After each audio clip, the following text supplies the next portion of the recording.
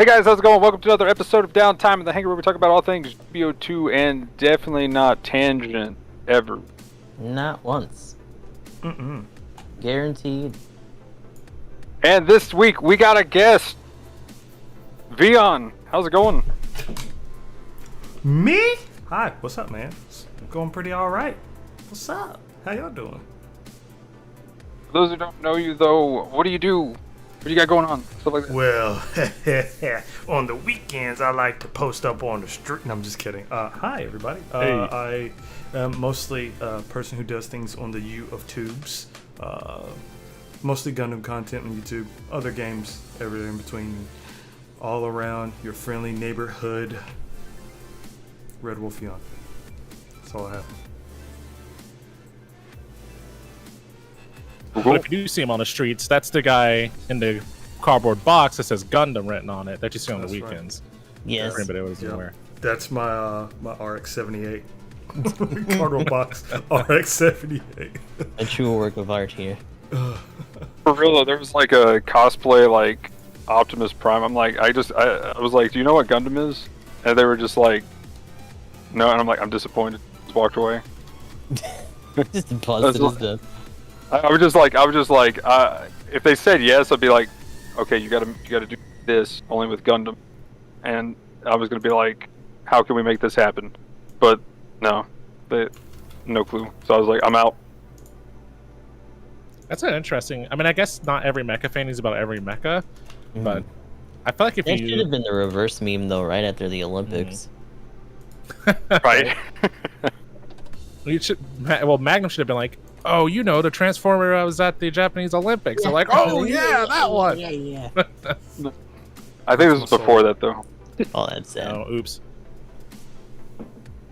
But yeah, joined by the usual suspects though, Gustav the 13th Yep. and GamingEmblem.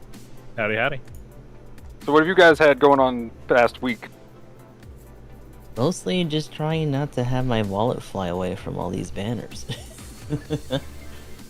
And outside of that, just juggling Judgment and Champions of the Continent for Octopath Traveler. We were just talking about that a little while ago. And keeping up with GBO2 things. I've had a couple lapses just because I was just kind of crashing after work. So I was doing some catch-up streams during like the day after I got out. But we should be back to a normal schedule pretty soon. What about you guys? And as far as my stuff goes, same old. Instead of talking about like, you know, what I do online, I'll drop a little bit of heads up for everybody because this happened at work today. We had somebody that had $35,000 put into their bank account in error 2 years ago. Oh. And the bank finally found out, so we took it out of their bank account. And now they're like wigging out because, you know, they owed a bank $35,000. Yeah. And, you know, we're working on that stuff. It wasn't involving us. We just heard about it. But just the words up to everybody out there. If you ever see $35,000 or more or any amount that you're not familiar with in your bank account, don't just go and fucking spend it. Go talk to your bank and find out what's going on, because they will take that shit back. That's my financial know-how sharing for everybody watching today, because, you know, don't do that. Or Financial advice with GamingEmblem. or lawyer up. There you go. If you're gonna spend it, be smart. To save some of it for your lawyer. But yeah, so we were dealing with some of that and other things today. So fun work day. Yeah, for me, oh, good. No. I was just gonna say, I'm just trying to survive on Gundam without, you know, like Gustav here, just doing the grind, pushing out stuff and outside. Spare my wallet. Right? It's just like my wallet it's like a bat at this point flying around my room. Come on, bro, I gotta catch it. It just won't stop. But I've been actually playing like Terraria, Monster Hunter Rise on the side, and Tower Fantasy that recently just came out.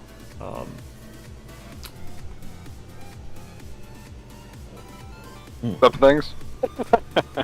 It's No too many gaming. games. Not enough time. Too many games. The classic. The too many games. Trust me, I know about that. Oh yeah, he does. Yeah, and then I can't escape from one game right now, but escaping from Tarkov is hard. But He said yeah. it. He said the title. That's the thing. Although they did just show off a new map today, man, there was so many podcasts. There was like a Path of Exile announcement podcast, and then there was like Tarkov announcement one. I'm like, oh, but What's up, anyway, Colin, chat? um, Thanks for coming through. but yeah, speaking of the Tower of Fantasy, I'm hearing a lot about that, and then also apparently it just released yesterday at the same time. So Supposedly.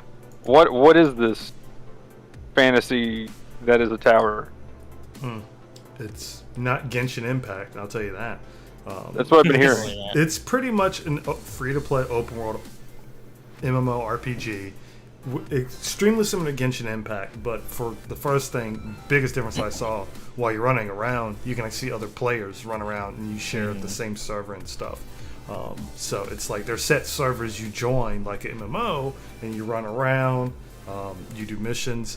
I like the mobility a lot in this game. I don't know how the whole, end game grind is, but it's, if you've seen Genshin Impact, think of Genshin Impact meets God Eater meets Code Vein setting almost. Yeah, I can see that. Just from seeing like some of the tutorial stuff, the aesthetic's very different. Yeah. I think does it literally look just like Genshin though? I mean, in terms of some of the colors and stuff, like a little bit. There's also been supposedly some buzzing about that online. Some people are saying that there might be a little bit too close for actual reasons, and there's a lot of back and forth about that game right now since it's just kind of the fresh topic to talk about. But we'll see how that all like congeals together later on in the week, maybe even over the weekend. It kind of looks like Sonic Boom to me. Yeah, it's definitely pretty popular. I mean, y'all ever colors played and that game? It stuff. looks like Sonic Boom to me. I don't know. This man. Well, what I saw, and maybe somebody just took the character and put that in there with the UI, but I saw like a screenshot of them like standing on grass with trees or whatever, and then there was a mountain like in the distance, and it looked, it looked like something completely different, the little like mountain or hill or whatever that they had, and then, but the grass and the tree right next to them literally just looked like I was looking at a Genshin like area, and I was like, man, this looks exactly like Genshin. Who's that new character? Is that a new character? I guess I missed. they have a bow. Okay, cool. A new character I guess came out, and then I'm like looking. I'm like, wait, what's with the UI? The UI looks like Genshin, but not. And there's like a mini map or something, and I was like, is this that new game? And I was like, well, my name just got called. Time to go to my doctor's appointment. I promise Yep, you sounds guys that alright. this is a Gundam podcast. Wait, Oh, yeah, Absolutely. shit, Absolutely. let me update my title. The tangent part. Yeah, That Downtime never and the Tower of Fantasy. Here we go. Vision Update. Mail we will go. get him next time on the tangent part, apparently. Downtime in the tower. Downtime in the Tower. Hey. But yeah. Stuff and things. For me, pretty much. Doctor appointments. Lots of those. More next week. Hopefully things end up well, and I just hope that whatever the problem is, it's got the easiest solution. That's all I'm saying.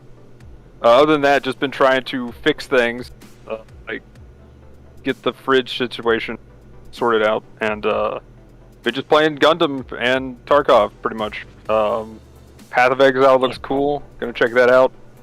Maybe some Multiversus. Been looking at some of those Multiversus. I already played a little bit of that. I had to try that a little bit. What's up, So- Red Gaming? If any of you want to play, like, yeah, let me know, guys. Multiverse is pretty hype. I don't know if you've tried it yet, but I haven't installed the game yet or looked at it. yeah, it's free to play. So yeah, there we go. That's what got me in it. If you don't have a Switch and you like Smash, then there you go. That's it. Like it's the free, not Smash Brothers, pretty much. I mean, LeBron James is in there. What's not to like, right? Right. I mean, I just go Ultra Instinct Shaggy, but you know, which is actually a thing in the game. It's canon. And, yep, and then Wubba Lubba Dub Dub. Some of the skins are really Soon. fun too. Oh yeah, Golden they've got Wolf some pretty good versus skins Silver too. Bullet. That'd be kind of dope. I don't have the Silver Bullet. I probably won't. Like the Shaggy one, like is Again, very though, dapper. moving on. Oh yeah, yes. Gundam thing. But yeah, that's pretty much what I've been up. So I guess first topic before we get into GBO2, everything else.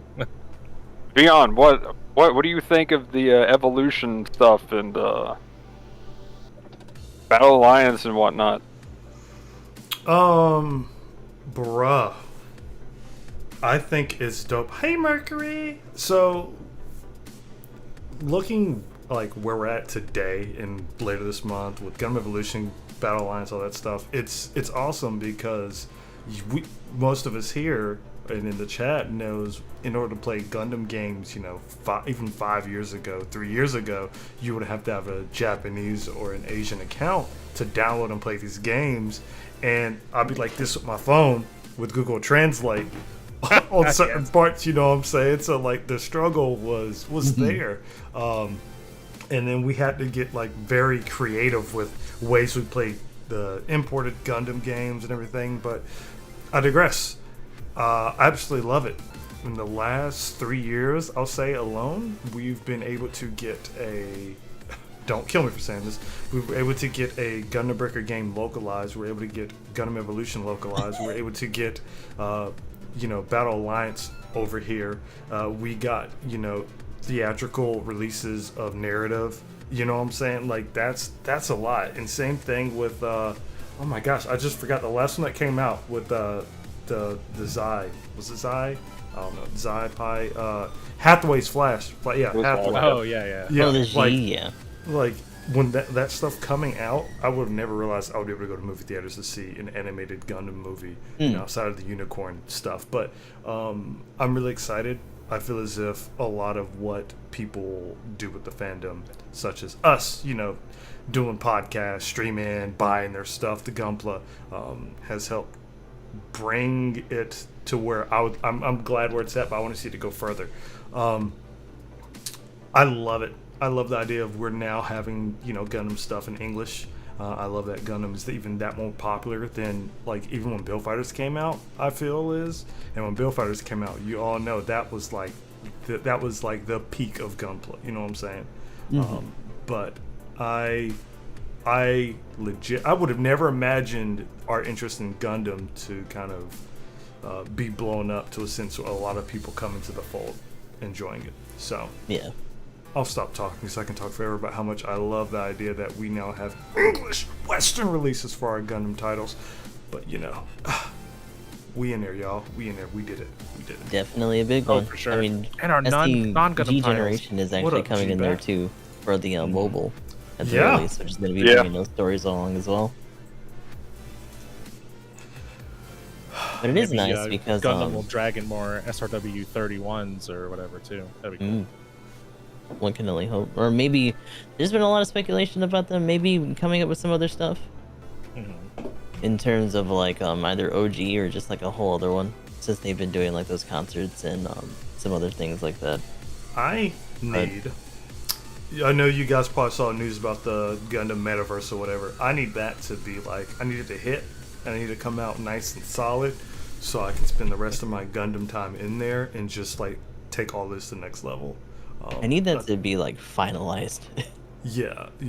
Well, fingers crossed. Until then, just give me Gundam Breaker 4. All right, that's what I need. That's what I need. You'll get New Breaker 2 and be happy. Oh, Shut no. up, shut up. Get out of here. Get out of here. no. All right, Sorry. guys. Oh, no. Thanks And for while coming. we're at it, we're gonna get a Versus 2 up in here, right? Just Yeah, to follow up on Amvon. You know what? I actually enjoyed Versus. And I've played all the console Versus games. I enjoyed Versus because I felt like that gave the chance for a lot of new players to come into this series and kind of learn the new mechanics along with older players. But I feel as if a lot of older players were like, no, we don't like this style, you know what I'm saying? Which some of it I get.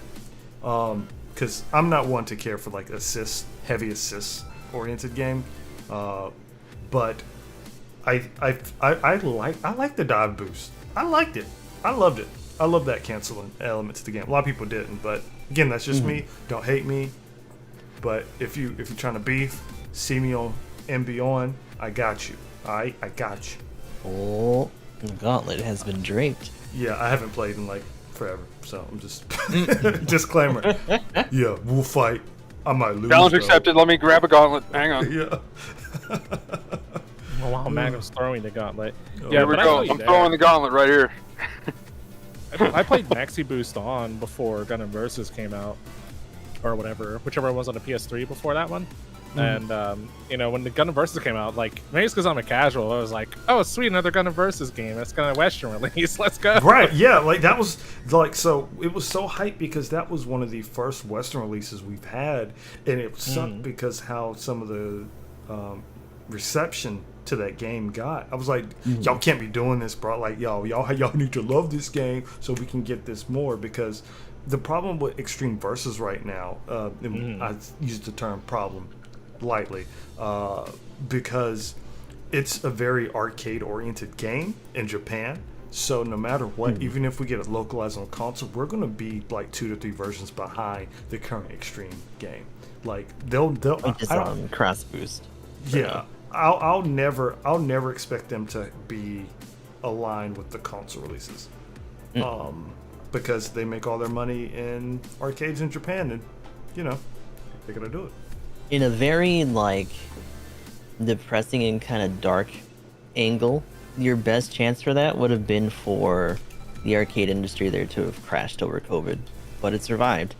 And in fact, there's been a lot of like other videos of people playing through like earthquakes and stuff. So like, there's definitely a strong demand for Extreme Versus, and those cabinets have definitely been kicked around, but they're still being played. Man, you cannot inhibit the desire to overcost. I guess You cannot. Bro, You definitely cannot. inhibit the desire to co-seed mold. I'll It go cannot be done. first. I'll go first. Overcost every day. Let's go. There's an earthquake. We gotta go. No, I gotta beat that Gerbera Tetra No real man, quick. just Hold give me on. that one more and give it a run back. One more. Oh man, but I would be totally down to play a versus game any point in time as well. They're fun. I enjoy it. The I think too. I mean, you pretty much like spot on for everything that I was going to bring up. Mainly, the main point I was going to bring up was the fact that we're getting all this content is insane. Like, just someone's like, well, we're just getting a few games. I'm like, yeah, but we're getting a few games all at once. A matter of years, Like, and not across they're also like a decade. Yeah, and then also not only are we getting a few games, but there's content coming out. They're actually contacting creators and doing stuff, which the only time they would do that would be very big names, would be the only other time that they would do that. So it's just like, now there's actually some, community building with it at the same time that they're doing, not just, we're getting a bone thrown in the version of just a game. And I'm like, big Gundam content, and then the giveaway that they're doing right now for... That was a big one. I was surprised they did that under the guise of GBO2 as well. Yeah, and then also, it's just everybody, like, what? Like, I was not expecting that, like, because at first when I was like, oh, cool, they're doing some giveaway for whatever, probably some Japanese thing or whatever, and then I looked at it, I double-taked and looked at it again, I was like, wait, I can enter this. Yeah. Yeah, man. There was no vacuum Just the giveaway. Dyson So lottery. it's definitely it's definitely a Western giveaway. Yeah, there was no vacuum in it. It's been a running joke because of all the lottos in the JP version. It's so wild because, like you guys said, for the longest time, following like the playing Japanese games, you usually follow a Japanese account and you'd be like, oh, there's a contest. Oh, these are so cool. Japanese residents only. Yeah. And for this to be like one of the first bigger things is dope. Also, I want to go back real quick, which you spoke on Magnum. Yeah, because we seldom got like maybe 1 or 2 Gundam games each gaming generation. We had PlayStation 2, we had a couple, right, in English, and then like on PlayStation 3, I think we had Journey to Jaburo or whatever. Like we seldom would get like 1 Gundam game per generation of console in English, and it'll be like a single player experience that wouldn't last like that. But you know, back then we all had the PlayStation 2. I ain't gonna front. I definitely had the imported purchase of Zab versus Federation on PlayStation 2, and that little black card that you take the faceplate of your console and you pull it out and put it back in just to play Japanese games. And I love that. And this is a stretch. If you guys ever played any of the Ace games, hands down, probably so my favorite, my absolute favorite crossover mech games. I've never felt that way about a crossover game. It's just so epic, bro. It's so good. Yeah, my favorite Ace game is Dark Souls 2, so I feel you there. Oh yeah, yeah. Okay, no, cool. Episode R is pretty sweet. That was like my intro to the series. Yeah. You know, it's not everyone's favorite, but I'm right there with you. Those games are fantastic. Yeah. Ace 3 was hands down probably like the most impactful to me, because that one encompasses like a lot of the characters that I grew up watching in Gundam and like in Macross. Like when I have like Isamu, you know, teaming up with freaking, you know, like Kira, I was like, what is going on? You like all this crazy stuff, and the soundtrack was on point, dude. The soundtrack was on point. I'll fight anybody who says otherwise, but it was a great soundtrack though.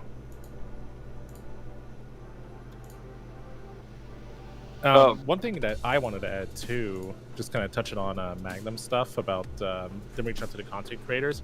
I do think they're doing a good job, although I think there is more that I would like to personally see kind of done. Like I think one big one, and maybe it wouldn't even matter too much, but I think it's interesting that they haven't done really any Gundam-y stuff using the Bandai Namco US like Twitch or YouTube channels. Because I've seen, like, they obviously work with like partner creators and do stuff. Like I've seen Dragon Ball, Tales of. There's like a Tetris thing going on some time ago. You know, the anniversary's going right now. Why aren't they having a, you know, anniversary stream just to showcase the game on their main thing? Get some of those like, where's my DBZ people exposed to Gundam a little bit more or something, right? Get that energy over here. Like Battle Alliance comes out in a couple of weeks. I would love to know if they have any plans to do a Battle Alliance stream. You know, on the channel, they could get like, you know, they can get their, you know, Nick from the live stream. They can get him, and like two other content creators. Rex, or something like we that. haven't heard anything Battle about Alliance the has the PC multiplayer version setup, yet. so they could get a little something there. I think it'd be a good way to showcase the game. Maybe even get a chat involved. Who knows? Yeah, that would be a big that'd be a big push for that, for sure. Because like I think the bigger extent was just talking about back when Anniversary for Gundam was really hot. They were talking about the gaming experience in general, and like it was mostly them just kind of glossing over a couple things and then just going right back to like the usual gunplay aspect or whatever. Oh sure, yeah. And Breaker did have its own community manager and stuff like that, and they would actually do their own streams. But I haven't seen a lot of those either. Because they used to also host them on like Facebook and a couple other things when they would do those. So even though there's a lot more on social media, like definitely their Twitter's been a little bit more hot on it than they were before, which was also, I would say, somewhere where they were falling short, at least for Gundam. You know, because there's plenty of stuff for like Elden Ring and all their other IPs for Bamco and whatnot. But yeah, a little bit more consistency would be interesting, just to see what else they would do in the future, because this is going to be a pretty big time in terms of like not only just more IPs but like new ones too. Yeah, sure. Being introduced. Someone would bet money to do something for or what's it called, the DBZ game, the Breakers or whatever. Yeah, the Breakers. The Breakers. Yeah. You know? I bet they'll have something on there for that. But Yeah. Which anyway, is funny what were you gonna because say? of how wild of an entry that is. Yeah, like it's Yeah. like not Dead by Daylight, Friday the 13th, Ball Z. You know what I'm saying? Like it's a Right. lot going on. Like I'm not saying I'm not gonna try. 'Cause I'll totally try. It doesn't get much weirder than like, that, but yeah. it's really interesting. Hey, look, knock on wood, bro. Next, you see what Dead by Daylight did? Like, hello, dating sim. What? But going back to the whole, I feel like when all these games come out, it's also, if all of us here and other content creators, if we have the opportunity to do stuff and cover Gundam, let's just do it. Let's see who can bring in the fold and kind of just also help generate, that traffic here and that traffic there. That way we can have things justified when, they do a giveaway. You know what I'm saying? Oh, sure. Because, like, we, as you guys may have noticed or seen, that some of us were actually able to do a community content contest. And when that happened, I kid you not, my soul almost left my body, bro. Because I was like, what? Are you serious? And they're like, yeah, here's X, Y, and Z. I'm like, bro, all right, let's do it. Let's do it. And that was some of the most fun I've had in a long time. Just knowing that, like you guys said, that the TLC is coming to the Gundam community as a whole, it's reassuring. So I just hope this means even bigger things are coming down the road. In the meantime, your boy's gonna keep doing what he does, and enjoy it. Why do you have Vion's shirt? Oh, whoops.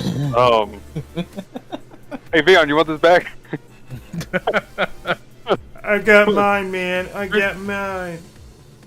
But yeah, might as well plug giveaway going on for this right now. Yeah. A giveaway? Where at? Giveaway? How? Nani? Bloom.io. Check my Twitter. Very and- very belated giveaway Down. for our swag from the PV. Yeah. But yeah, going on for the rest of the anniversary, and then we'll be giving out then. But yeah, plug there. Okay, cool. Also, the other thing too, I wanted to bring up as far as just like Gundam content and expanding on content. GBO2. I mean, we're at the point of soon trademark for the network test, but Oof. the fact that it finally branched out to Steam, or has a chance to as recurrent, like that is insane though. That is actually ridiculous. Like, I mean, as soon as I first saw the game, I literally looked and they had on the website, and I don't know if it's still here or if it's changed just because it is on Steam now, but there was like a PC link way back in the day, and I was just like, how does this work? Because I'm seeing like some way to click on a PC thing, but it only takes me to PlayStation stuff, and yeah. But finally, the dream has been realized that we can actually play it on PC, which is pretty hype. And No. We just complain about it on Twitter, asking if it's come out yet. That's the PC experience right now, man. yeah, sorry. Yeah, But I mean, that's where our Dragon Ball energy is coming from. It's just people asking about the PC release all the time. yeah, right. Not only on Twitter, but also on every stream. Okay, well, the dream's not realized yet, but hopefully soon trademark. The dream will be realized. Yeah, the PC experience is trolling Twitter posts about GBO, and failed to save retry is the other big one. Oh no. Yeah. Yeah, the failed to save thing, big oof. But I will say, trying it out with mouse and keyboard though, still, I can't wait. I want it. I can aim. I can finally aim. Yeah, it'll be cool. Once PC gets the kinks worked out, it'll definitely be good for the health of the series for sure. I don't think GBO2 will come to Xbox. That long ago that we didn't think We that never we'd know, ever even get but like let's get to Steam first. official like English translations, let alone a whole client, and then even after that we got a whole English sub for the voices, so it's definitely come a ways. Yeah, Come yeah. a ways, but in a very quick sequence as well. Right. that's only over a matter of like 4 years, and like most of the English stuff happened within like the first 2 to 3. So Yeah, again, that's back to the first part of the conversation. That's the crazy part. It's just been expanding pretty quick. Now, as long as this just keeps snowballing and just more. I need more. But yeah, Vion, what was your experience with the PC test? The experience was installing it, getting to the menu screen, and not being able to play it, unfortunately. But I'll say this: I know a lot of people were asking for. Someone actually asked me in chat, "Does like any info?" I'm like, "No, we don't have anything yet." But I promise you, as soon as the wind blows, bro, like as soon as that account on Twitter or the official website is like, we'll have like content 5 minutes before that. Like that's how fast we're going to be on this for y'all. Like I promise you. I feel bad. I was like, all right, you guys don't have to keep asking for PC stuff, because I promise you, no matter what it is, as soon as you guys hear it, we're gonna give you guys as much information as possible. Maybe on Twitter, 100%. Twitch, or it is YouTube. really funny because like even banners for GBO2 are like that. Like in a matter of like an hour after the banner actually drops, there's already videos. Yeah, it's just And not like, only just from the JPN, but like from English accounts as well. hashtag stay up to like 1 a.m. because Yep. we love you. That's what I do. Like when daylight saving time come around, like dude, legit, like now it comes to like at 1 a.m. So I'll be like, okay, cool. Let me prep everything. 'Cause I have templates and everything ready for like my thumbnail, whatever it is, Yes, man. and then like my descriptions and all this stuff. I was like, okay, cool. What do we got? What do we got? And I'm like, okay, cool. So if you haven't realized, sorry, I digress again. If you don't realize, when I'm doing these videos, update videos, I'm doing them like live and recording and typing my document at the same time, so people could like get that, that natural response. But going back to the PC, I think it's an important time for people to also remember. There's a lot of new people looking to this game, so we should kind of prepare them for what they're getting into. They think it's going to be one way, but I guarantee you it's not. They're going to see, like, man, I could do this, I could do that. I'm like, bro, let me tell you something. This game, you can't change your mouse cursor speed and do all this stuff. Even on PC, if so, the game would be busted. You know what I'm saying? So there's going to be a lot of, like, learning to do, and people are going to have to start with the fundamentals. So, hey, leave it to people who've been playing this game for years, right? To kind of, not only tell you how to play, but teach you, some X, Y, and Z kind of things. It's very much a PC client and not a PC game, is what that's going to end up being. Yes. Sure. Yes. Also, too, for the feel, if anybody kind of wants to get some kind of feel, a good mech game that is very close to it is MechWarrior 5 is one I played recently. Same kind of, because it's technically kind of like a joystick that is a virtual joystick is what they're going with, essentially. So, and it's, very sensitive to wherever your mouse is going. It's just instant in that direction, but it's still at a speed, and it's whatever your turn speed is. So, like, if you're using like a heavy Atlas, then you're pretty much a support I'm playing Gundam for Versus MechWarrior since players. It's come out, So like in Japan. that's something that's kind of, if you have anything, It's if you wild. have it, that's where you can kind of get some practice.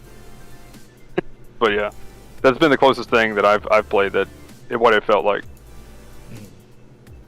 But again, you got a mouse, so way better than the little joystick on a PlayStation controller that I feel like I'm gonna break. This How man. dare you? Oh yeah. Blasphemy. It's No, not dude, so much about the mouse than it is just figuring out everything else about how the controls are. I could break this thing. I could just squeeze this to death. This small little controller. I will say the PS5 controllers have been rough. Like I'm already in need of another one, and I've already been like through the first one, and then this is my second one. You can't throw your controller, Gustav. You can't throw the man. controller. It's This not is a me boomerang. playing Yakuza Okay. games on top of playing GBO2 games. Like there's a lot of props and bullshit going on here. So does that mean there's like rage going on, or just like no, just intense inputs. intense? All right, that's fair. That's fair. Wait, there. How she Tells intent. the rise ruined my R2 button. Yeah. So. And then fucking was it Fist of the North Star had me literally shaking and like flinging this thing around for the bartender stuff, which is ridiculous. I need to play that, by the way. I think I got that a little while back. That was a fun game. I like that. I will say, though, I've repaired this thing I don't know how many times, so hopefully I can do the same with the PS5 if I ever get one. But, yeah, the amount of times that thing's been taken apart to put back together has been too many. But sometimes I can't crouch, actually, in-game. Like, if I go to capture a point, my suit just steps to the left. Yeah, my suit just kind of takes a step to the left if I hit the L2. It's actually kind of funny. I don't know what causes it. Some kind of short between the actual stick and the trigger. But I thought about seeing if I could just put magnetic sticks in it instead. But that's getting into. I might as well just build my own. As opposed to just trying to repair it. Yeah. But I might as well just build get one. something else. Yeah. Oh, I could just build one probably. For the amount of money that would take to just mod that one, so because I used to have like a custom setup for some Xbox stuff, but yeah, I gotta have tension on the stick because Agent magnetic coating, bro. Magnetic coating. Speaking of tension, I had a lot of tension when I was getting chased by a werewolf the other day. Is there something in GBO2 that can defeat that? Oh god. A werewolf? How about that? Perhaps a I silver have a bullet. particular weakness. No, isn't that the suit that came out this week? Wow, it is, isn't it? How about that? Well, one of the piece, the tinfoil hat survives for another day. I will say the tinfoil hat. We did it. Magnum was trying to call that like a lot earlier. Yeah, it was for real though. So what I did, Vion, I was like, okay, guys, clan reward. So if you participate, you get the silver. Silver being the color of this thing is a sign. Next week we're getting the silver bullet. Done. Tinfoil hat. Connect to the dots. Good job. Big brain energy here. Very nice. Yeah. Very nice. Big brain. Where is brain it? energy. Full hat with silver too. It's crazy. How does it work? Big brain.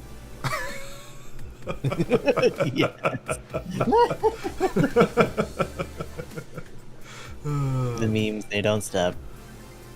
Big brain. So what is? No, I'm about to hijack this completely. Give me this Magnum. So what are y'all thoughts? Have y'all played with Silver Bullet at all or anything like that? I played against it. Yes. It's definitely a solid one on its cost. I feel like when it first came out, it was kind of a little bit lukewarm. Some people were kind of griping about it in some of the chats, but I think people have gotten a little bit more accustomed to it. It's got the aggression that people were kind of hoping the Dovin was going to have in the beginning, while also still having like a huge tool case of weapons to just cycle through and do stuff with.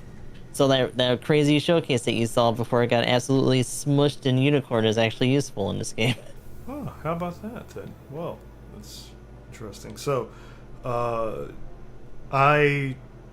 saw it. I was like, oh my gosh, this has to be a support general, bruh. So I was heartbroken a little bit, bro. Like on a scale of 1 to 10, it was like a 13, cause I was like, bro, I need me another support suit like now. And it sucks because I was like, okay, cool. I'm just not gonna get Banshee. Like I was 2 steps away from getting guaranteed. I was like, dang, I hate this so much. I hate it.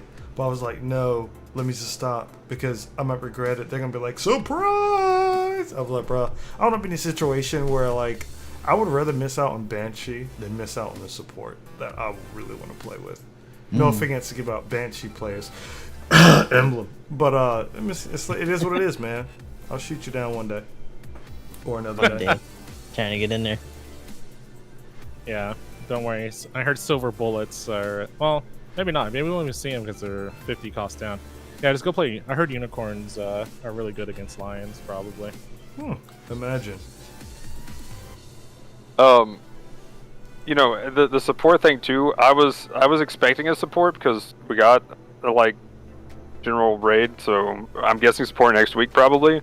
But yeah, same thing. As soon as I saw this thing, I'm like, yeah, this is a support Dovin Wolf. We had like was like leaked that we were gonna get like a support version of it. This has got to be it. Look at this thing. Look at it go.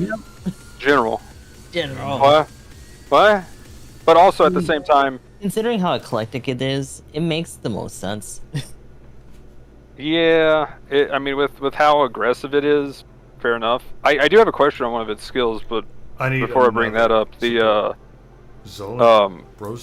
thing with the support thing, like, I went the opposite direction. I was like, I want the Banshee, so I just yeeted all my tokens for it, and we'll talk about some of the rage that happened after, but or here later. But like, yeah, I went in the opposite direction, and if there was a support that was a 4-star or something that was support that I really want, I would just be like, yeah, I get to rage even more, so yeah, sure. I'm just gonna become a raid with how much I'm gonna be raging here if I see a support too soon. But I just want to commend you because I know how much that hurts your soul. Like yeah, because I did not expect them to do 2 4-stars back to back, and it's just like, I love Banshee's design. Like it pains me so much I didn't pull for it, right? I was like, that's the only 4-star I don't have, and it's going to bug the hell out of me. Well, and then like, well, I started saving when the Kshatriya came out, so I was already saving. That's all. I wouldn't have got the Kshatriya if I wasn't already saving for Anniversary, because I assumed where they did either they were going to go crazier, but that's literally what the Sananju Kshatriya was. But so if they actually had another 4-star, like even next week, if they have another 4-star, I'm gonna like be like, bruh, what? Like, come on, I will go back into rage mode. But like, if they didn't do 2, I would have been surprised, because they did the new and the Suzabi. So I was expecting at least 2 right out the gate. Same thing that they did last year. Yeah. So I was like, okay, we got to start saving 4 months in advance. Come on, let's go. So like, thank goodness I started. Otherwise, I would have missed the bell pepper, and that would have been. But yeah. Banshee's still. It almost was. Already. He lost his mind when it actually dropped, so like, it would have been rough for him. But as far as the silver bullet though,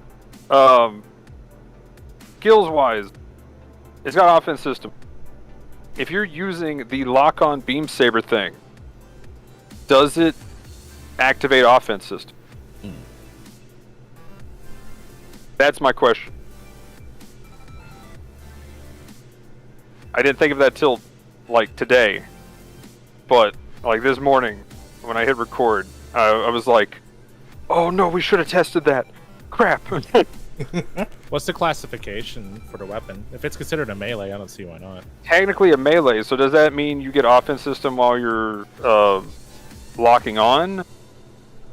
And then does it actually, like, is it while it's flying out and hitting somebody you've got offense system, or is it while you're actually just even using it trying to lock on you have offense? I would say, since offense systems while you're attacking, I would imagine while it's out. Since, like, you know, just using like the Galaxy skill, right? You get the defense while you're equipped with the weapon, and it works for the anchors as well. I would imagine offense system would want the attack to be actively doing its thing, cutting them deep or whatever, you know. I would think, but we'd have to try it, I guess. My thing is, there's maneuver armor, which you would be using anyway, so it doesn't matter if you got offense system, because you're boosting toward them anyway, because it's pretty much what I've been seeing. The combo is you lock on with that and you just boost immediately as it's thrown out, and you just swap to your melee, because as soon as it hits and comes back, you're just immediately into downswing.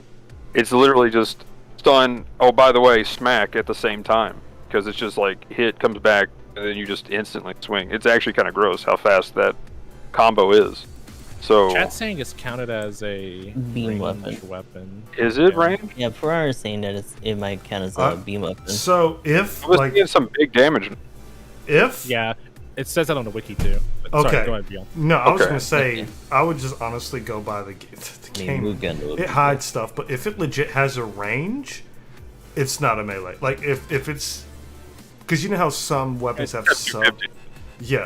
Yeah. So if it has a set range, I would consider it a ranged weapon, regardless of how it what other properties it has.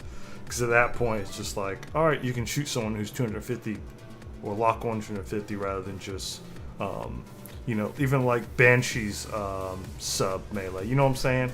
If that makes sense. That's how I look at it. Yeah, I mean, it would. The other point of reference we would have would be like the Butterfly edge. You stump yeah, serpent, butterfly edge or edge. the not even so much that, but the Toad Ritter stuff for the tri-blade. Yeah. Oh, sure. Tri-blades. Yeah. Yeah. Don't they also Cyclo scale off? blades. Don't they scale off of melee damage? Look at it live. Let's see. Hold on, I'll pull it up. It might just be different though compared to that. They just wanted to go at with a different value. Doesn't the sea serpent scale off of melee as well? Funny enough, Karaz is mentioning that the hands actually electrify, so technically we could have gotten a serpent with this as well. The tri-blade, the incom tri-blades are kind of as ammunition weapons, but Right. the butterfly edges are considered melee, and they have a range listed as well. Oh, Those things go for freaking ever. I love it. I love Moon Gundam. I'm trying to bring it up, but somebody sent me a screenshot of in the unicorn era. trying to find it too. But the damage seemed to scale off of the melee modifier rather than the range modifier. Would For be which one? nice. Because it's got 2,900 damage, and there was a screenshot of it dealing like almost 4,000. So, unless they just happen to have just low ballistic resist. Well, I feel like there's a lot of like numbers that we don't get to see and things we can't play around with, which I kind of wish was specified in the game somewhere. I know that they've mentioned they don't want to like overwhelm people with stuff and numbers. I get that, but for us who wants to like minimize, maximize stuff, look at like things like this is like, yo, what property is this, or like, how does my my bonus to strength apply to this weapon? Does it apply to this weapon? Yes or no? Like, I think that could be something they could work on as well in the future. Right. Actually, how about this? If there is something, I'll try to test this after this, since we don't have one right now. At this point right here, editing me, put the actual clip of this working if we do it. There we go. And then if there was nothing, then it didn't happen. But yeah, that's what I'll do. So I'll try to test it here later, and Cool. or at least by tomorrow, test it. Actually, touching back on those rallies and stuff, it's funny because even a couple years ago they did that detail expansion for the UI and stuff. So there's a lot more that we didn't know. And then there's even more than technically we can figure out now because of that dual mode. Oh So yeah. people are figuring out things with that visible stun gauge. And Yep. I've actually seen some videos of people actually showcasing stuff like that. So the new suit, the Silver Bullet, at least from what I could tell from the translation, I guess it has a pretty high threshold when it's actually a movement.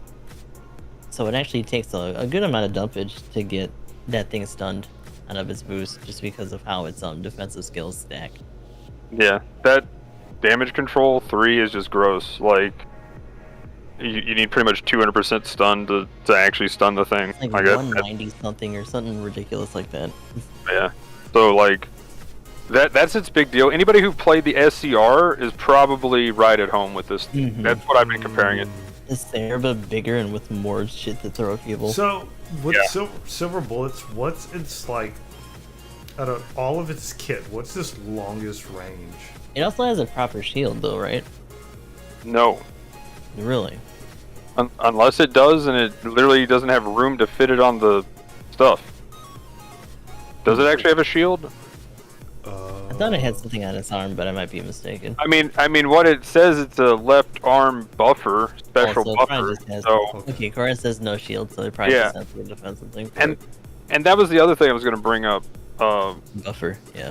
Which, well, actually, well, yeah, we can backtrack, but not to just completely derail this even further on the crazy tinfoil hat stuff. Oh, here we go. But I beg.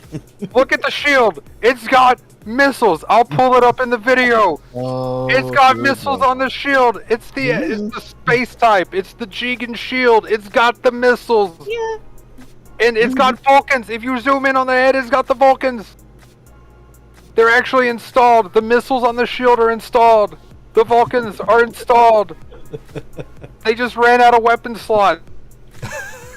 What does this mean? Are we getting more than 8 weapons? Oh, I hope not. I like, as much as I love the idea, we're at a point in time, like, you guys remember we didn't even have shortcuts. We had to use square, triangle, circle, X, and R1 to tap like a madman. Gotta hurry up, gotta tap this, gotta tap that. And when they added the shortcuts, additional, 4 or whatever, I was like, this is awesome. But, like, I remember when Toes Ritter came out, I was like, dude, what is going on with my kit? Like, I was like, yeah, I need to take a break from this cost right now, dog, because I can't even do this. But Bones Earners, Dovins, fucking Zissas, all this. Zissa was mine already. Where I was already rocking the Zissa. Like, yeah, let's go, more weapons. Shoutouts to people who still just click R1 instead of select their right weapons, bro. Cause The absurdity, bro. I was that. I didn't use shortcuts for the longest time. If you're doing that at this point in the game, we need to let you know. We need to sit down and have a talk. Like, look, there comes a point in everyone's time. That is bare minimum at this point. Okay, real talk. For the longest time, I only R1 because I was like, I don't play raids or generals. I don't need to do that. Then I started playing raids and generals, and then I was like, okay, I need to do that. And then I started actually shortcuts. But yeah, for the longest time, I would just. Which, I mean, it was just a Zaku cannon. I was gonna say, that's when you're running Zaku cannon super hard to climb. Or Tom Barrage. When things were simple, you had one, you had one gun and a sub, maybe 2 if you're lucky, right? No problem. Now, in regards to a support, like freaking full armor, everything is like, bro, I got missiles here, missiles there, got leg grenades, got a grenade launcher, got a cannon on my back. Personally, I love it, but at the same time, I'm like, dude, I don't remember what is what. I remember the first time trying to play with Bullfrog or Bulldog. I get it confused. No, Bullfrog. There we go. It's the Bullfrog now. But thick legs, though. I didn't. I was like, dude, should I use this one? Should I use that one? This one I can move. I can move while shooting. Okay, cool. So I had to go back and remap it. So I do actually like the mapping where it is now. Otherwise, we're gonna be doing like the Raptor Claw, holding R1 or L1 and like square X circle. You know what I'm saying? So I hope they kind of reevaluate the design with the weapon. No button left unused in this game. See, this is how I actually play. I actually play Claw. So I play Claw. I play Claw as well, depending what suit I'm using, because of my controller configuration. I just did it so long back in like Boxer Claw days on Halo 2. So Bullfrog, y'all, let's go. Also the Claw days on Monster Hunter. So. Oh, PSP, let's. Oh yeah, dude. Hey, where's my PSP? A little bit. Bruh, people don't know. But there are some people that physically got like hand pains and like conditions from doing shit like that and on like 3DS in the early days. Hand stretches every day. Always do hand stretches before playing with a controller. There's really good hand stretches. Anybody needs videos, just ask me. I can send you videos for good hand stretches. But as far as the silver bullet though, for real, if we get more than like 10 weapons, like I was full tinfoil hatting it this morning, being like definitely got 2 more. So what does that mean? What weapons will we get? But the thing is, do you think they just felt that the Vulcans were just not necessary, or I think like they're starting to get to that point? Silver bullet is definitely like the everything in the kitchen sink kind of suit. And if there's going to be other suits like that, I think it's going to be just like aesthetic weapons, things that just don't get used, or if we get like double Zeta level like expansions. But they'd have to figure out some sort of other way to implement that so you can actually switch to them properly. Yeah, see, with the swapping thing, like you would have 8 slots. Maybe you could, choose which weapons you want to use, kind of thing. Or what I thought was crazy, you still can sort through them with R1 and then just pick your 8 ones that you want. But then there comes balance things with that. But at the same time, you know, PC, all you gotta do is just, for your weapon swaps, you're just like, okay, 1, 2, 3, 4, 5, 6, 7, 8, 9, 10. It's just a button press and you swap to it. So... Could be a thing. That's a good point to bring up, but I hope not. I'm stuck in my ways. I don't want, you know, back in my day, we only had slots for 8 weapons, but before that we had 4. And we had to use 1 button to cycle through them all. You spoiled children. Now, could you whippersnappers? I was born in the weapons. Yeah, no, you'd be like, It was the style at the time. back in my day, I was in my prime at 350. Ground, jungle. Oh god. Oh no. Not the junk. I remember when the Easy 8 used to knock Good down old everybody Joaquin for Gear Downtime. Easy 8 had that gorgeous broken down Just swing. had It's the like, eye to everybody. I was like, well, Back when it had like the Mark II level ire to it. And even that's dated Right. too now. Like there was Mark II, and then there was like even the Mark II is dated. Like it's crazy. I'll also say I'm starting to see Hayakushiki get dated because that is my Oh, it's that's my been that's, dated. that's my It's raid unfortunate. baby. So I went to a duel match. Gold gang in I am. 2022. I was like, right? I went in a duel match. I'm like, yo, I'm about to rock Hayakushiki, bro. It was, I think it was 2 raid. Yeah, it was raid versus raid. Tell me why the opposite team had both Quebly Mark IIs. I was like, bruh, are you serious right now? And it just got buffed. I was like, all right, Yeah, meanwhile, dude. I'm over here with like my sealant launcher and my gun. I was like, all right, bet. I'm gonna bait this out. I'm like, nah, we got funnels and funnels and funnels, and I can do everything you can do. Watch. I was like, bruh. But Mark II, the time of Mark II, it's like, it's something we'll never forget because we all remember when we used to play it and you're like, oh crap, they got 3 Mark IIs, and like that suit was like one of the best generals to be released, in my opinion. It was one of the best generals to be released, like hands down, because it was just it was well rounded. The kit was simple and it just performed very easily in the hands of many. And if you were expert with that suit, you were a beast. Like, oh. And now it's just like, nowadays, that's the unicorn and the banshee, right? Right. But no hate to the Hyakushiki though. But as a support, it was funny that the Mark II did more melee damage to me in one combo than the Hyakushiki could. Yeah. Yeah, the support hubris coming out.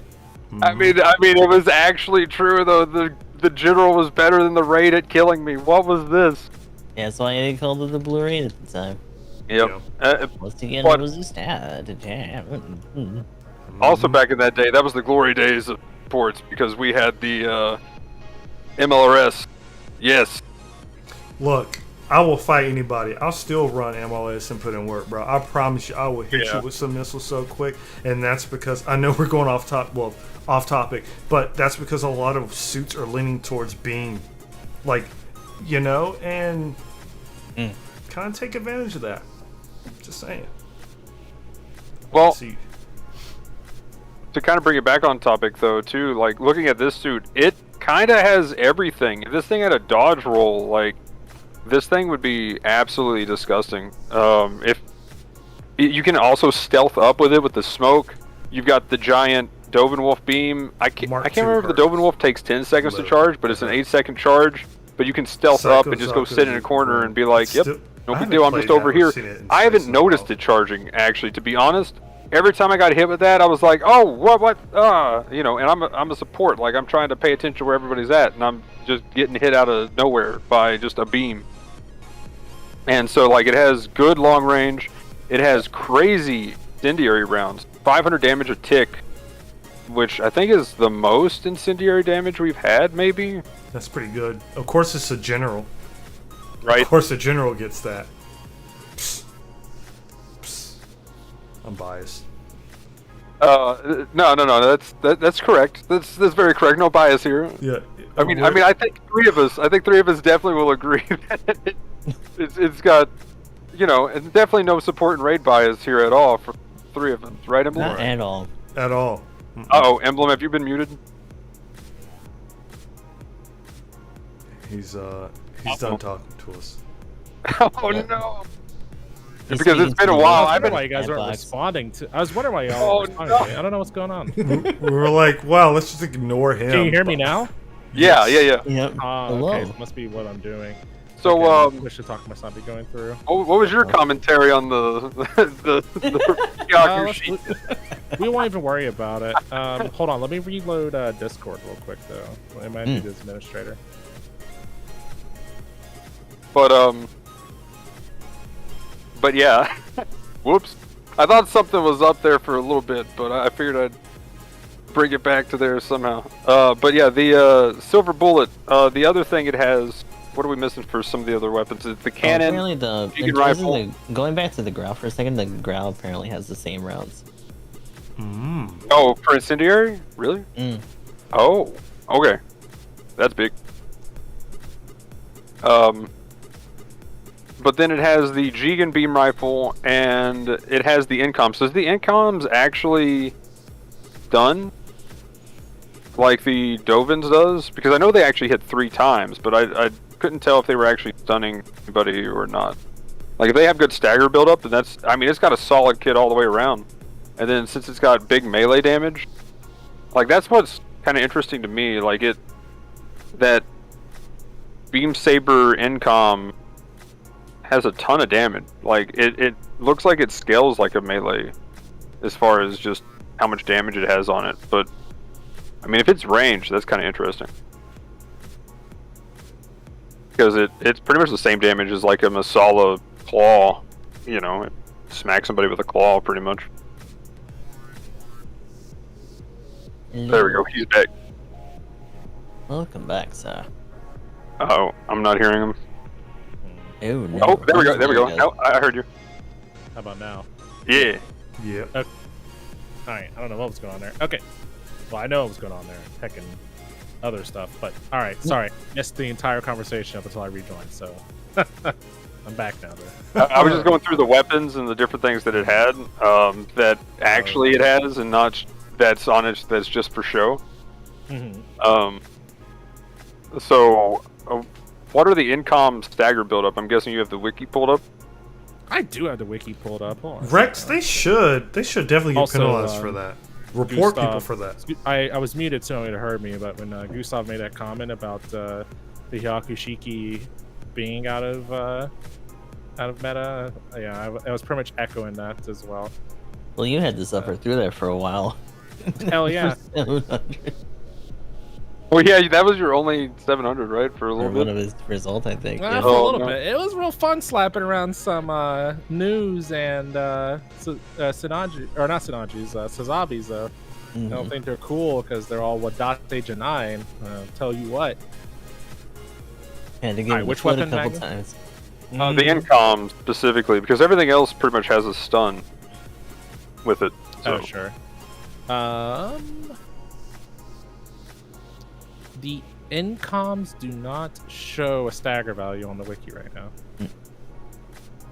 I mean, I didn't notice them stunning anybody, so I think they're just a 3-shot, like, pew, and that's about it. So, 2 shots fired at the same time, 3x shots, press and hold, lock on, shooting possible, boost movement possible to lock on. Yeah, it doesn't show a stagger value on the incoms. Be nice if they did, but no. Yeah, so I don't know if that just means it doesn't exist. Everything else has a stagger value, but for some reason it doesn't show anything. Ninja, that's what they were saying earlier, that the suit plays very similar to it. But yeah, speaking of the 2v2 thing, I did want to mention that. I really feel out of place after doing a bunch of duels and then going back to the normal game and not seeing a stagger bar. I'm just like, what? I want the stagger bar, please. There's already been a bunch of people totally griping that, like, people who've been going hard on the duels have just gotten brain rot when they come back to the normal game. Yeah. Well, I mean, it's one of those things too. It's like if you shoot somebody and you're like, did I hit them with 3 missiles, 4 missiles, or 1 missile? You're like, did I hit you with all those? Are you about to be stunned? Like, do I just need to hit you with like 1 Vulcan and you're stunned and then I can melee you, or do I have to hit you with like 20? And it just knowing that in the duel thing is just like, okay, now I'll just Vulcan you twice and then I'll just melee you. Boom, done, easy. Instead of swapping and then having, you know, like your ready up bar because you got to go back to your main stun because whatever, and you know, it's like having that information is just priceless. Like it's huge. So I kind of want it now. You know, it's one of those things when they add quality of life, it's very hard to take it back. So I feel as if a couple of things can be here. They could either get, as bad as it sounds, don't hate me, they could either have specific suits with these skills on the battlefield and quick and rated, or Making that a skill would be interesting. It'll be very interesting because you can Making do that that. even a support skill would be interesting. That's what I was about to say. Yeah, if it would be some sort of support skill, or even Like if it's a something you heightened observation link thing would be cool. Right, Or yeah. even as an aspect for I guess it wouldn't make too much sense, but it would be cool if it was a spotting effect. Yeah, make our recon-oriented supports. Try to get in there worse. again, like, oh, that would honestly You know what? be Actually, now that pretty you dope. mention that, don't Wait. enable them. Don't I gotta- enable them. That's go fine. ahead We and can do just that. go without it. no, that's No, right. I mean, they should definitely give it to the Isaac because it needs some more garbage. No, to make it get all out of work here, the man. way Like, it should The work. bigger like, excuse I to am not just be alone. trash. I am I- not alone this time, Emblem. I- I have an I- Isaac in here. Absolutely I not. love and hate Isaac. I'm already So- having a fight for No, my life with hey, these hey, fucking Simon, that's Isaacs crazy. and my Whoa, where's fucking the hate? bishop. Where's the hate? What's the hate? I thought I had So- a full ally here on this one. No. I got your back 90% of the time, but when I'm forced Oh, to no. raid, I like can't stealth around because every time I hear it, I'm like, bruh, are you serious right now? And Okay, see, there we go. There we go. It's I'll also a take that free hate. hit, I'll though. That's You the might as well only just go reason. towards that. I thought you were about to really- say something bad about it. Look, no, you're talking to the guy who I'm waiting for my support with Immersive Evasion level 2, Melee Combo Controller level 2, Force Injector, Offense System. I want it all, bro. Give me the Maybe ultimate I give it to support the suit. one It's sandwich. just, Yeah, you're right. it's Let's just- go. You know, I'm just give me another suit worthy of replacing Super and GPO4. It's gonna be a long way off. 04, I think, has kind of been like very contentious and people talking about it, but like Super's been pretty Yeah. mainstay. Since that. Oh, yeah. Especially since when the they put ground that buff, bitch on the ground. they, bro, I'm telling you, ever since they did that, people realized the power of having that range with some of these maps. It's like, bro, People get like- ignorant with that fucking yeah, rifle. I'm like, I have 700 meters. Like, at most, you might get lucky if you have a suit with 500 meters. You're not touching me before I touch you twice. The like, funny even- thing is that like people have been doing that on like some of the bigger maps, and like especially Supply Depot. One of the first things people started to do was on the far end near the bases, and we know where you can just kind of mountain goat your way up on certain edges. They were getting up on there and just chilling with their rifle, and then other people realized, oh, other suits kind of have similar reach, even with or without charging, or even with ballistic like rifles and shit. So they started doing that with that too on other maps. you know, So like there's been a little bit of a return of like extreme range play, but there's not a lot of suits that can do it quite the way the Super can. So it's not as crazy as it could be. Then just the missile barf that it just does. You The just follow-up to delete people with those. and Like, bases. crazy. Yeah. It's, Oh, yeah, base cheese. it's not going away as much as sometimes I feel like some people are like, oh god, it's another Super. Not even dreading it, but just like, oh god, there's another one on our team. Where's he gonna Oh, be? What's he it's- even trying to do? Like, yeah, it's, I don't know. I've last time I played Super and GBO4, I was playing around with the rated in space, and I was just like, I love these suits. I'm just over here chilling, got a martini in my hand, a gun in the other. I'm like, hey, I bet you won't do it. I bet you won't do it.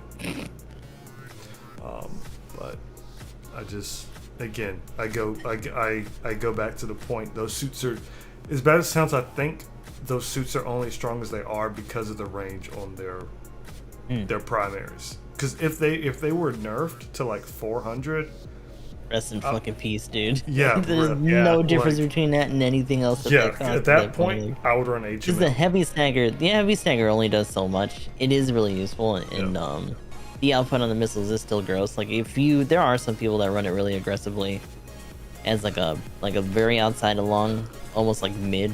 So, But the strength really does come from just doing the Yeah. same shit at extreme range. Super's missiles are really good. 'Cause a lot of people don't realize you can move while shooting. If someone's chasing you, you better boost back and just pop them with missiles until they either flinch, get scared, or die.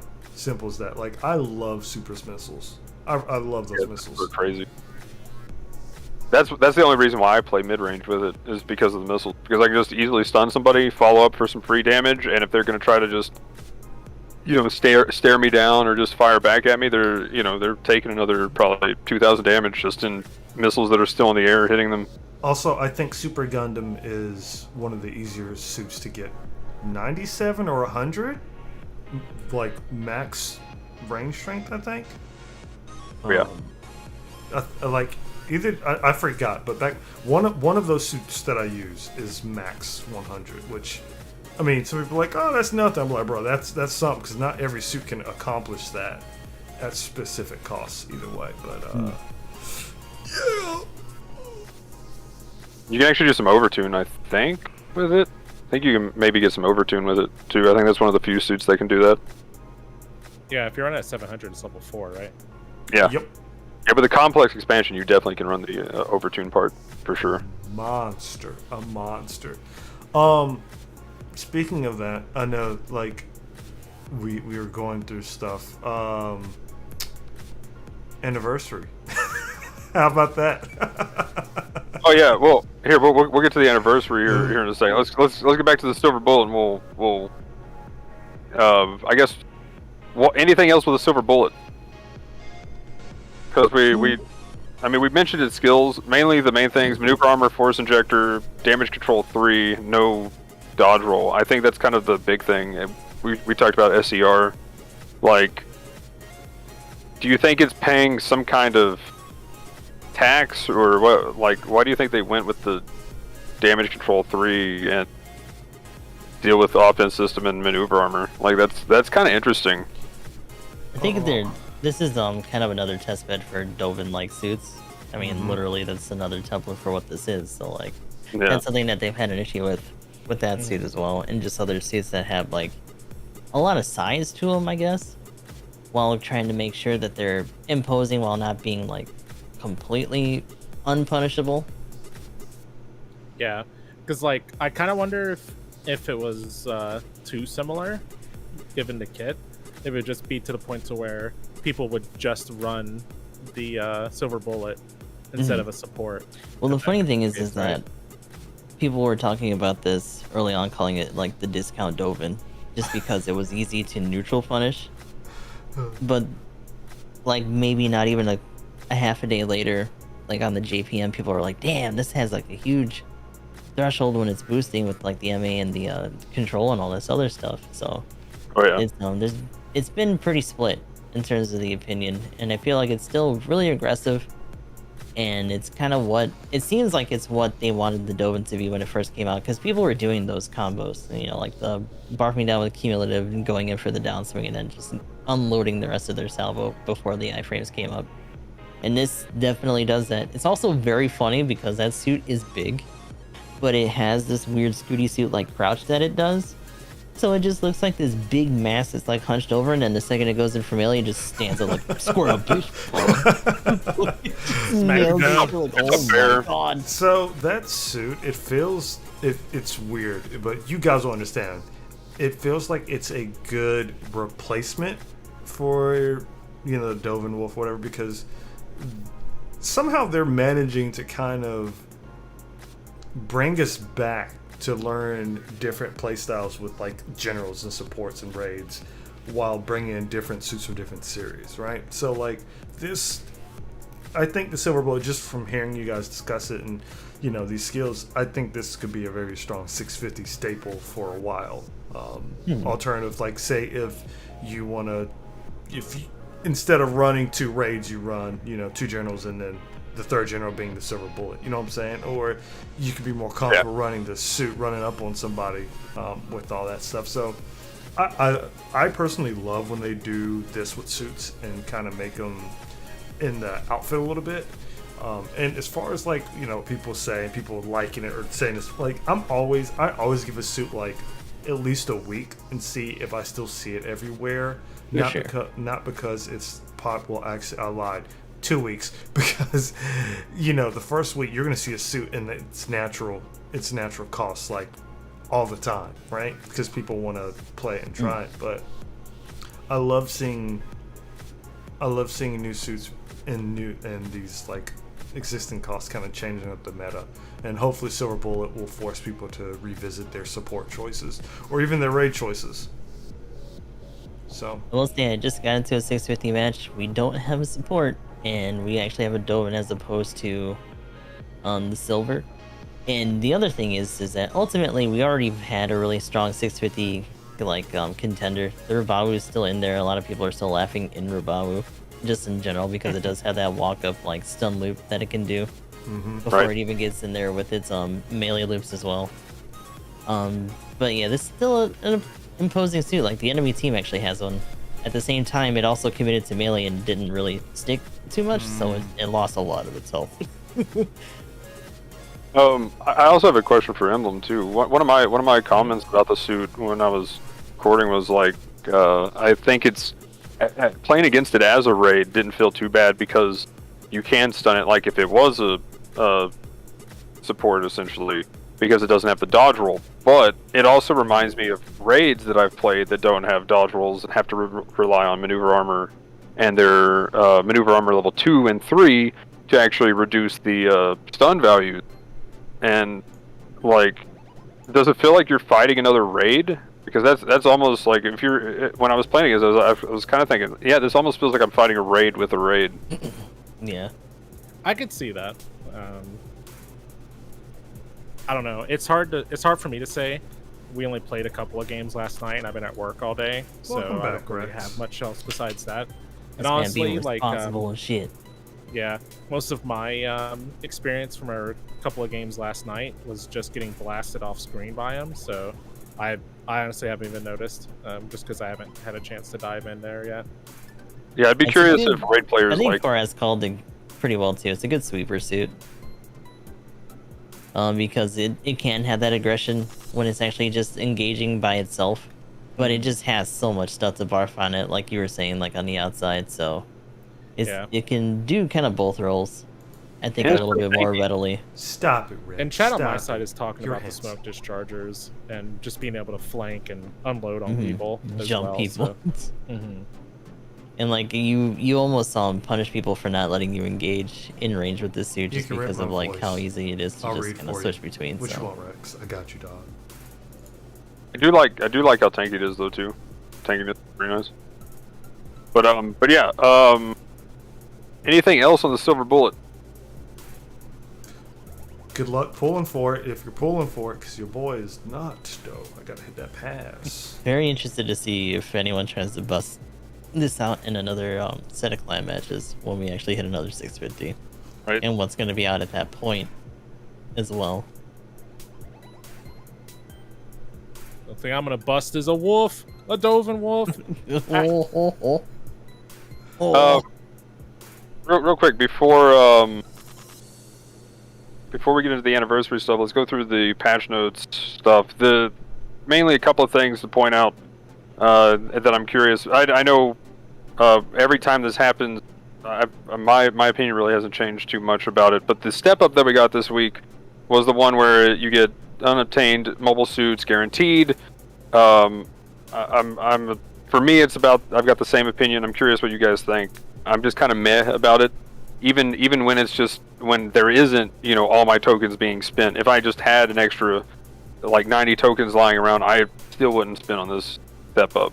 Like, yeah, it's another bait step up, which is unfortunate because they're dangling some newer suits in there too. Yeah, they know. I think they know what they're doing. Yeah. I agree because the only time, like for us who've been playing for as long as we have, it's honestly I don't want to say it is, but it probably is a waste to spend 30 tokens on that versus you know, a banner that has a rate up for a suit that you're more interested in, because when it says a suit you don't have, that can be a level 3 Zaku sniper that you don't have. You know what I'm saying? Like, it's not a guaranteed thing. It's not a guaranteed pool. So at that point, it's too risky for me. Like, it's just way too risky. If I was a new player to the game, I mean, what difference does it is? What? Yeah. I don't know. But you know, disclaimer, everyone, make sure before you pull on a banner that isn't like a natural banner, check the drop rates and check what's in that pool, because different banners have different pools. All right. Yep. So do not forget. Some of them are monkey paw banners. Gotta watch out. Yeah. Some of them legit will be like, oh, we're gonna include all the DP items in this banner. And also the idea of them being guaranteeing rarity, and that means that you're not even gonna get one that you don't have. So you could just get a bunch of dupes at that rarity. Right. Yeah. Okay, next we got the RT shop was the next thing of note. Prototype Stark Jigen, a year later, finally got it. Let's go. Finally got it. Play it yet. I'm in the exact same boat, dude. 'Cause I remember when that suit came out and I wasn't able to get it. And I saw it I was doing the video and I saw it, I was like, oh, about to buy the level 1 version right now. So this is one support I've always wanted, and out of all the roles I got, I've never like pulled it. Like, I just want to hit people with missiles. You know what I'm saying? I don't even know if I'm going to use it that much. It's a support that's so different enough. I want it. I need it now. So there you go. Please, Gib.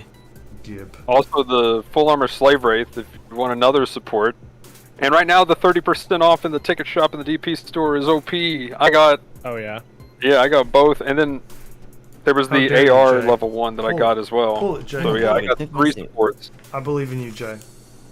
So RT's really this was a good week for supports in the ticket shop. Yeah, it was. The Slave Wraith is a fun suit. I don't know how practical it is depending on your team, but I do enjoy playing with it. It's fun. But, you know.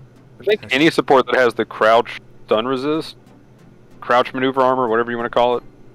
I always forget what it's actually called, but yeah, the crouch stun resist is insane, in my opinion.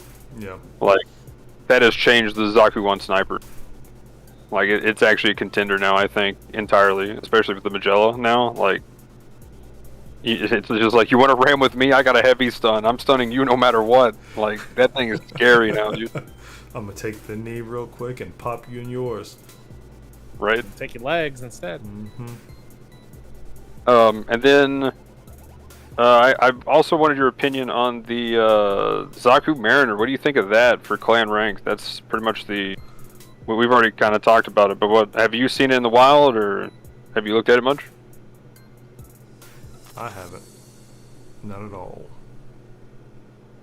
Did you see the diver with its enhanced? It mainly has the enhanced sub rock from the diver, and then it just has actually some pretty good build-up stun with missiles. And sadly, it has a heat rod that is just a normal stun and not a heavy stun.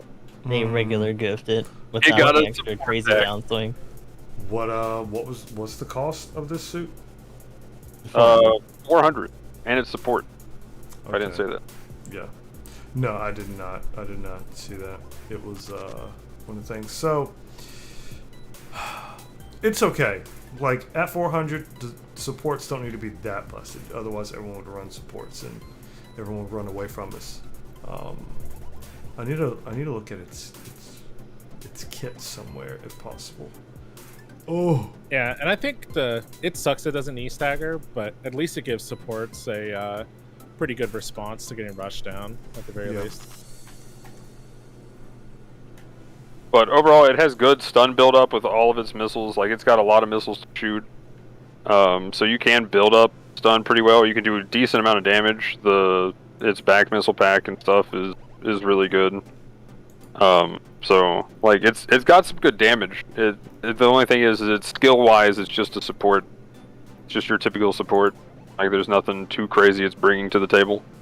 So you just barf missiles from the sub rock gun, barf more missiles, and then if something gets close, smack it with a heat rod. And I think it just has the shoulder lean for the downswing, but yeah. Overall, pretty solid though for supports.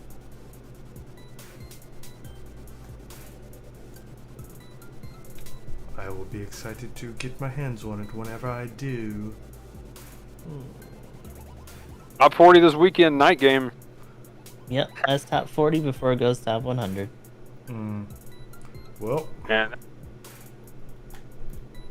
that's pretty much it as far as the patch notes. So, anniversary. Now we're at the anniversary. There we go.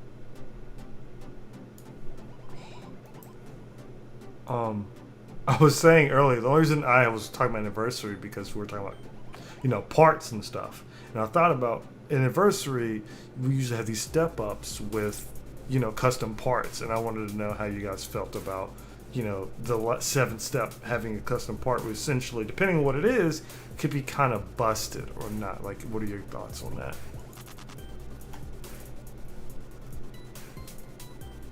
Well, I mean, this is also kind of like the 4-star talk here in a second. It's if it's not too crazy, like if you do the math, then you know, if you can get close enough to where it's not going to make or break your game, fair enough. But when it gets like this learning computer is probably, or educational computer or whatever it was, is like probably the closest thing to being a fully broken part.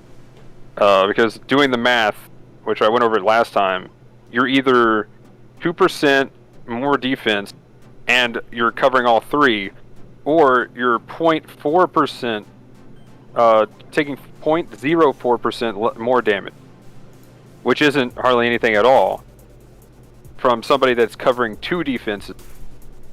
So it's pretty much the same thing parts-wise, but you're also not gaining both the equal range melee damage. So if, depending on your suit, it could be very negligible, or it could be about a 2% to, you know, if you're doing something that definitely uses both melee and range, an 8% offensive difference, you know, overall. Like, that's 2% defensive and 8% offensive. Or if they do it, like I said, multiplicatively on the defense, it's negligible on the damage, or damage taken, but still possibly, depending on whether you do more range or melee, or if you're balanced, then again, another 8% full offense increase. So, like, that's the biggest part I think that we've had. Because other than that one, you can pretty much get everything else from all the other parts they've thrown in. Pretty effective. Hashtag math. Whew, man.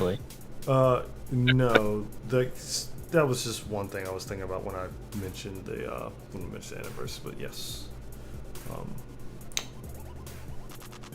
How about that intro video, though? pretty nice. Oh, yeah. It's cool Also, they're kinda, the like, changing stapling colors for onto the it. cover and stuff. So now Oh, we yeah. got green unicorn. Unicorn. I don't know about y'all. I'm in love with the new theme, like the theme music. I absolutely love it. Mhm. I love it.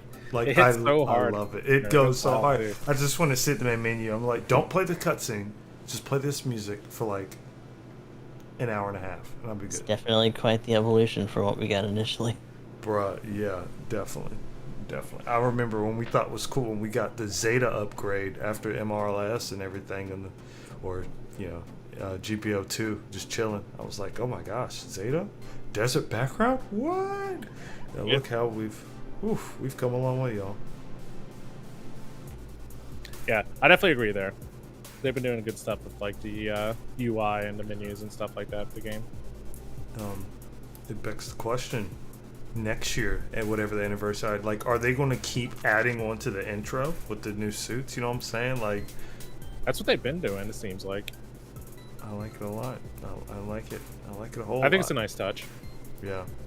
Oh, bro, I just want to watch the intro right now, bro. Just when Unicorn comes, and it's not Swano, but it's still pretty good. It's still pretty good. Whew. Man. I am and- curious. Oh, good. Oh, go ahead, Magnum. Oh, well, I was going to bring it back to the part thing, though, and ask Vion what okay. his opinion was. So if you want to go ahead.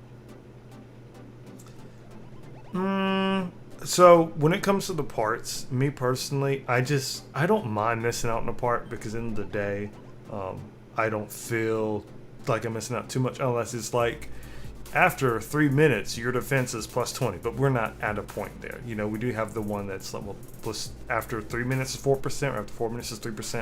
I don't remember what it was. Yeah, it's 4 minutes. Yeah. Yeah. So stuff like that, I don't mind as much. I just kind of wish they came to the recycle counter a little bit faster. That's my problem. Yeah, I think if they came to the recycle counter a little bit faster, I'd be totally fine missing out on the 7-step thing. Because I think I missed out on the overtuning firing range. And I was like, dang. And here I am. Like, I guess I'll play a raid suit because I can overtune level 4 now.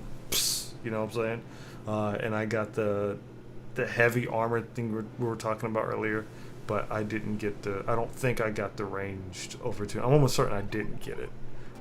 But, yeah. With the ranged one, though, you'll be happy to know that there's only like 4, maybe 5 supports that can actually use that part, period. And it actually be point efficient on your actual card. Yeah. See, stuff like that, I don't know how they did it, but I don't feel too bad. Like, I even have, we have level 5 of the offense, melee and range. Yeah. Kind of, don't even use those that much. So I still feel like the game makes up for that. And if you're at a point where you're trying to get, maximize every single point, you're probably doing rank hardcore and grinding a lot. So, I mean, it is what it is. You know what I'm saying?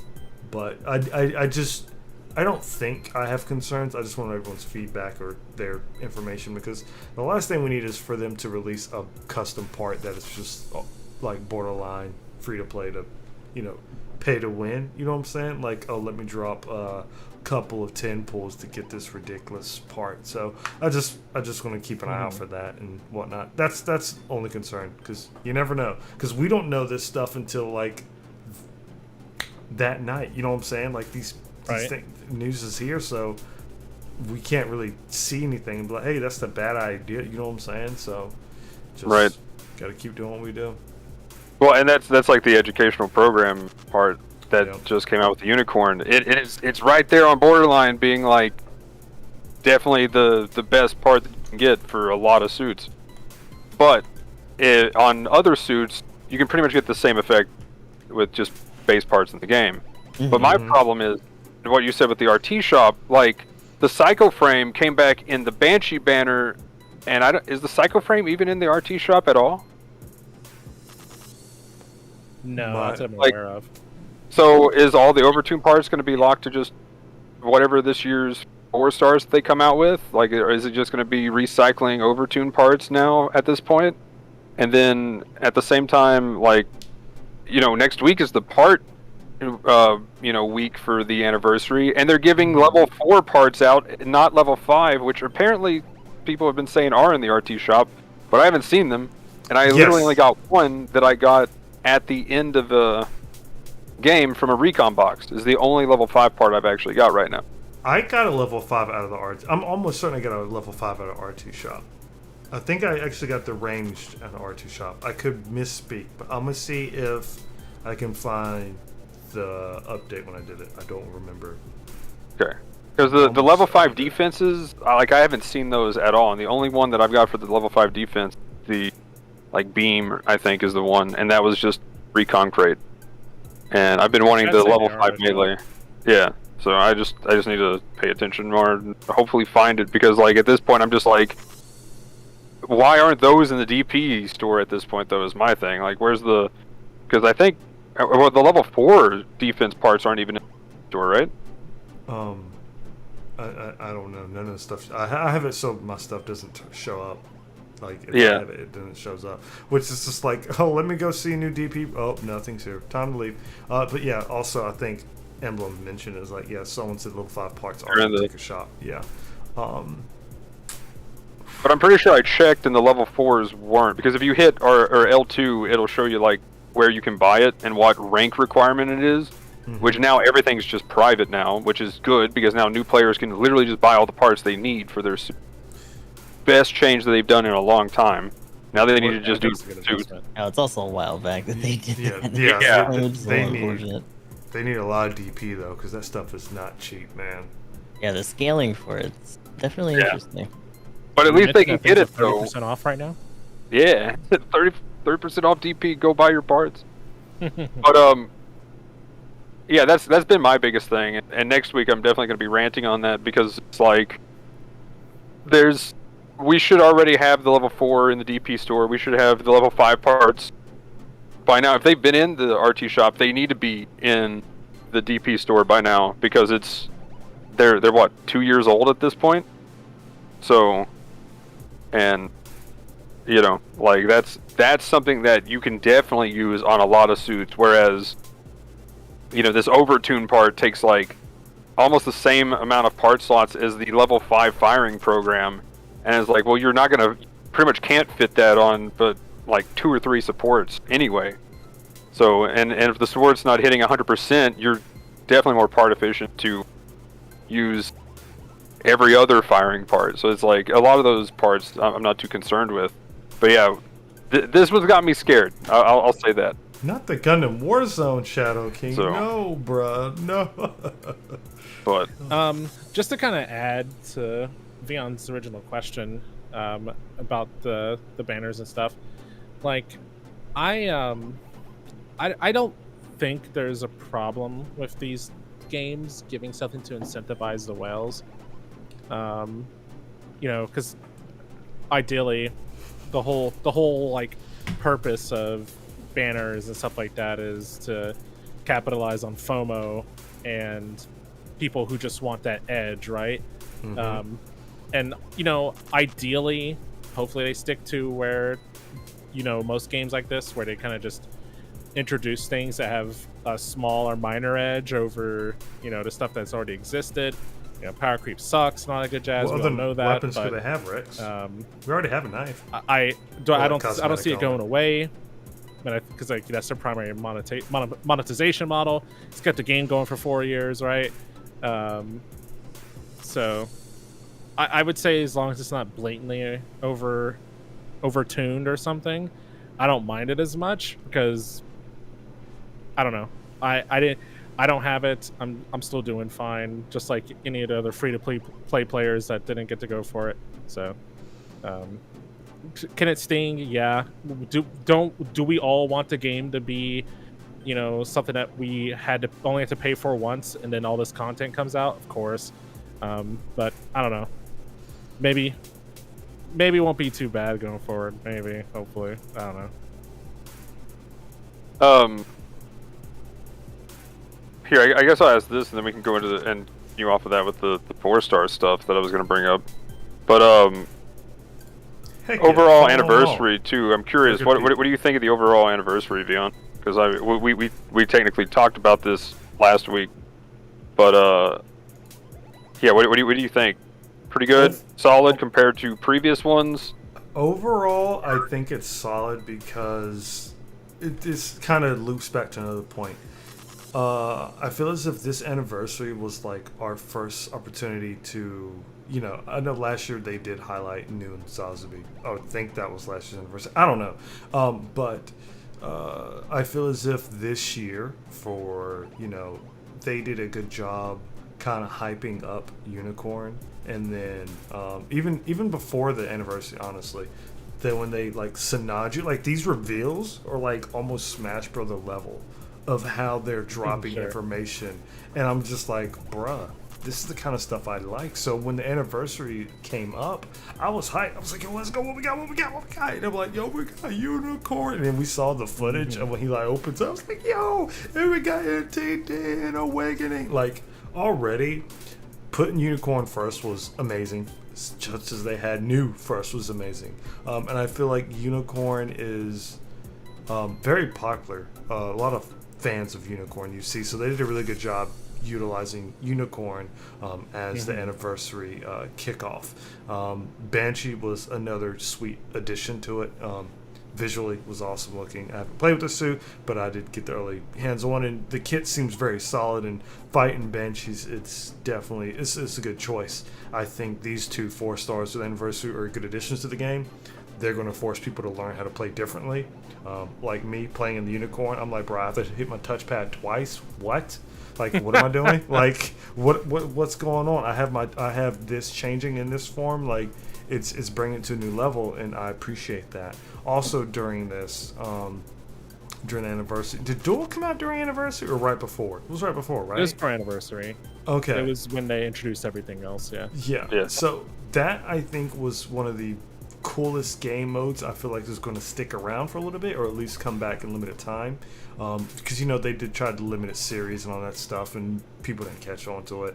But I think Duel is really fun for people, so for them to bring that during their anniversary time frame is good. And I absolutely love it when they give us free stuff.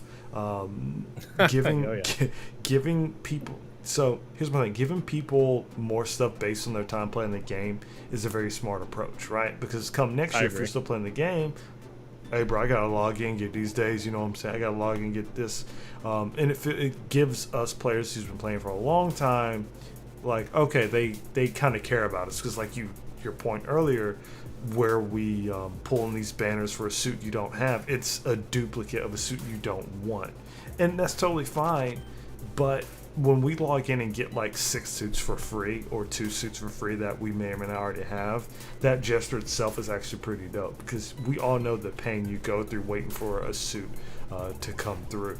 Even if you just bought one in the recycled counter, whatever. But like, you know what? That's a personal problem. I think out of all the anniversary events that I've played or the game has had, I think this is probably my most enjoyable anniversary event. I feel like a lot of people are playing the game, a lot of people are buzzing with Unicorn and with Banshee. And I'd never imagined them to have Unicorn in this game and make it work like they do. So I give this anniversary a 10 out of 10 because, why not? Even though I didn't get... I didn't get my 4-star support yet. Anniversary sucks. 1 out of 10. Yeah, give me this, man. Well, I feel like that's Gatria. I feel like that's the Gatria. We did get her, but that was before the anniversary. That was like what, I know. That doesn't count, man. I feel like they're not gonna do a 4-star support again, and I hope for my token's sake, my sanity's sake, that we don't have another one for like another month. So I don't think we'll have a 4-star for a while. That's what I'm hoping, because tokens. But other than that, like, yeah, pretty much I have to say they are kind of front loading this, but I feel like they've come out with enough stuff. Like it's been a big event, and if you even go rewind all the way back to Kshatriya and Sananju and kind of look at what they've been doing, it's been a pretty big thing. This time frame for the past few months, rather than just anniversary. Then they had the 10-year just battle operation anniversary too added in. That was big. A good surprise for them. That was awesome. That was great. That was fantastic. I loved it. So if you combine everything together, I think it's definitely better than last year, where last year was kind of like really front loaded first 2 weeks, and then it was just dried up. Just, we're in anniversary, guys. It's week 3, and that was pretty much. And now we're week 4. Also, it's like there wasn't anything there. Magnum, another thing that I think that was really good is each week they have limited missions, and you get not 1 but 2 limited suits. Bro, if I didn't have these suits, I'd be grinding like I'm crazy. Like, that is awesome, because y'all know usually we have to wait and get like maybe 1 or 2 limited suits per event, and sometimes it'll be the same suit at a different cost, but for them to give people the opportunity to get suits that, even if they're in the game already or they're new, that's really dope. I really like that a lot. So it gets people into, all right, cool, limited missions, I'm gonna grind these out within a week instead of dragging my feet. Yeah, that's the other thing. I would like to have seen at least 1 new suit, though. That's the only thing I think I was kind of disappointed in. But who knows? Maybe they'll come out with an extra one. Tinfoil hat week 5, right? For week 5. Actual Gonna happen week 5. No. It happened Yeah, last year. I was feel you there. correct. I don't think those. I would Wing like and to, Ironblood will come to I'd Battle like to Versus see an 2. extra one too, just as a long-term player, since all the event suits are recycles. But at the same time, they have some clan suits mixed in there, which isn't the worst thing ever. So it gives them a little bit of something to strive for. Yeah. And Magnum, I agree with what you're saying too. I think the biggest difference between like this anniversary and last is that we actually have stuff outside of the game going on that really wasn't happening all that much for the prior anniversaries, that really give it a little bit of extra flair. Just like all the Twitter stuff, the work with the content creators, us having the early access looks, Foot Dive doing their thing, the whole thing just involving the different creators and stuff like that, along with everything else they've been doing, is a really good touch. Our unicorn gunpla contest and all that good jazz. Yeah, it's like without words, dude. Like I said, I think it's the best anniversary event. They've done more than I expected them to ever have done for anniversary event with this. And I think the most important part this time during this anniversary, they've included they've included members of the community for the community. Mm-hmm. So like that in itself is freaking huge. It's wild. I'd love to see it. But okay. So speaking of the 4 stars, a possible 4-star coming up. So here's kind of the I could not just not rant on this real quick. So here we go. So tokens in a year. I did the math. I actually did the math finally on this. So with everything, you could get, with also some luck and gold boxes at the end, you could have got every, not counting the new and the Suzabi, you could have got every one except for one 4-star if you did 0 spins for the entire year. Y'all better save up. And so that means you had to give up one of those 4 stars. But even, and then if say you didn't get lucky, you had to give up 2. And if you gave up 2 though, and just got what you should have gotten for tokens, you could have also did, I think, 27 singles at the same time, while getting 7 of the 9 4-stars that they came out with. Which, that's kind of oof. But my point is, and here's the big thing, I think they could fix this situation for the oof part, because I tilted hard with Kshatriya. And, we talked about it last week, but, they've put a dollar value essentially with the guaranteed suit at 7 steps, right? Mm-hmm. Pretty much $200 if you want the suit. And, every token that you save up lowers that down a bit. And what I think, and I'm curious, Gustav and Emblem, now that I've kind of, shortened this down into an actual idea, like, they go ahead and they, 4 stars, they let us know a month, maybe a month and a half, kind of advanced, that there's a support 4-star coming. And then they can start building hype then. And, for people that don't right, this, maybe they're well off at the moment, they could throw some tokens into the game, and then they're saving their tokens. And then they're ready when that hits. Because, like you said, most of our information, Vion, you pointed this out, we just normally just, boom, there it is, hey, 2 days, right? So, like, with like 2 days in advance, or the farthest one we had, which is the Kshatriya with their weekend stream, like, that was like 4 days. I was literally about to spin on whatever the suit was when the Kshatriya, and then I was like, oh, well, no, I'm saving my tokens. The Kshatriya is coming out because, yeah. And I was, 1 spin away from that, and I almost didn't get the Kshatriya.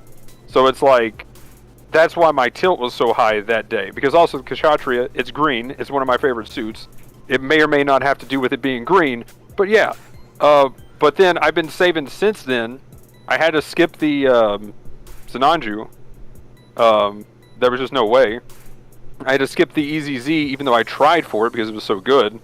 But I could, only do like 2 10 spins for it, and that burned through those tokens. But like knowing that there is a 4-star support coming, then the support players can save, because there's no way, from what they've already done, there's no way you can actually get them all in a year for saving your tokens. Now, obviously, you could get lucky and get one on like your second step up or third step up, whatever. But as far as going for just the guaranteeds, there's no way.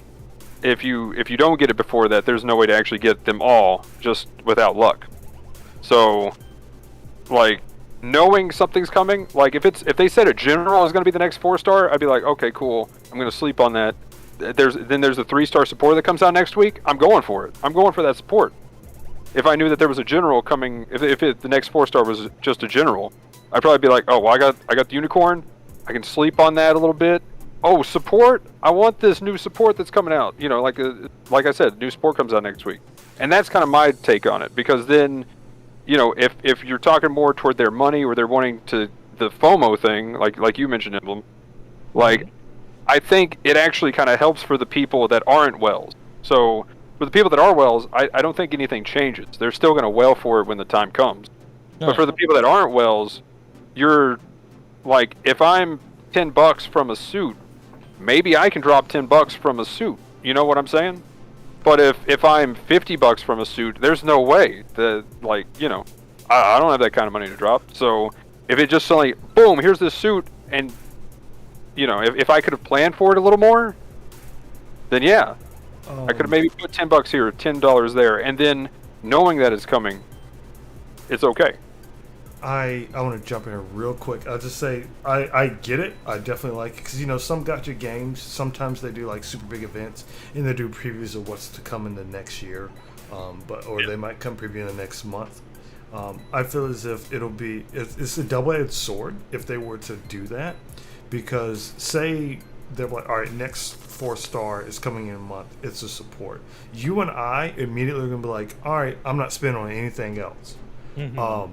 So at that point, you know, they might be losing out on people rolling on a banner for a suit they think they might like or might be cool. And if I'll say, I have a feeling if people know like the next big thing, like 2 months in advance, people, like the amount of people rolling on banners is going to be lower, and in turn, people they won't have the information they may or may not need to evaluate if a suit is adequate enough, if it needs buffs, if it needs nerfs, or if like they released a broken suit and no one realized it until after the 4-star banner comes out. It was just one. Don't get me wrong. I agree with you. I would love to have it instead of like a day. Like I could do a week before, because these teas and releases are really cool, but I don't know how they're working, what they do. But I mean, ultimately, I get it. But ultimately, that's the difference between a regular ass game and a gacha game. Right, exactly. For sure. Taking that out, you can do all that, but right now that's never gonna happen.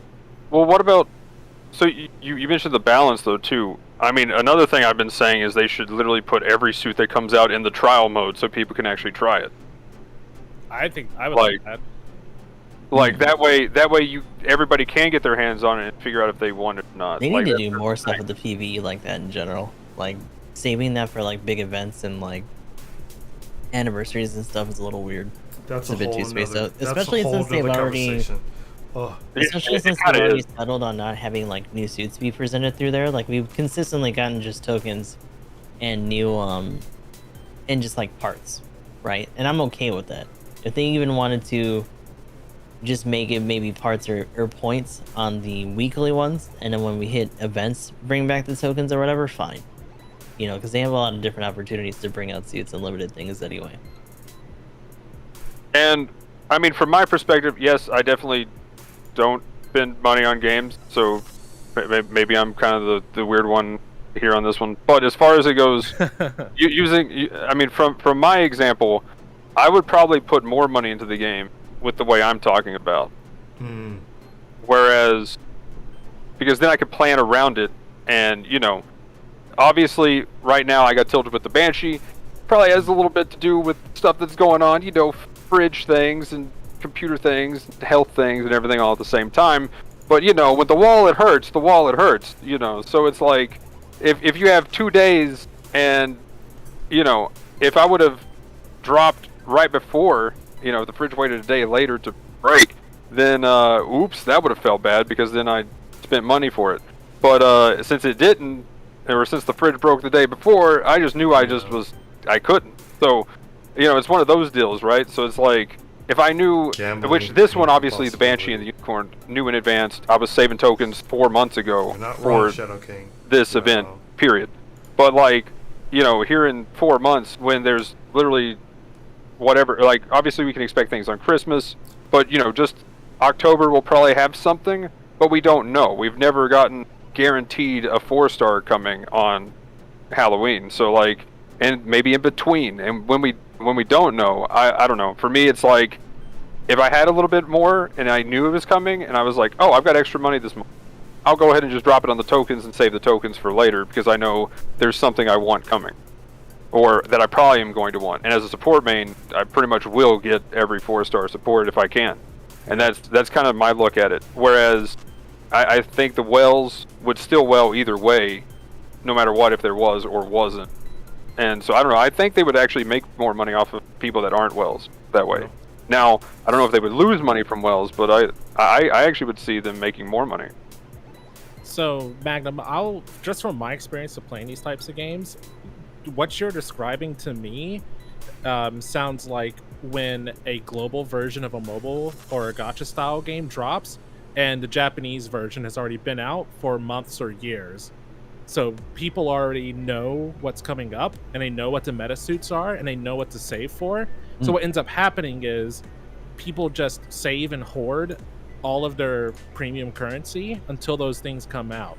And obviously, like, I've seen those games fail because of that, because the players know what they want, so they're not putting any money into the game because they know exactly what's good, so they don't contribute to the game's economy at all and help it stay running.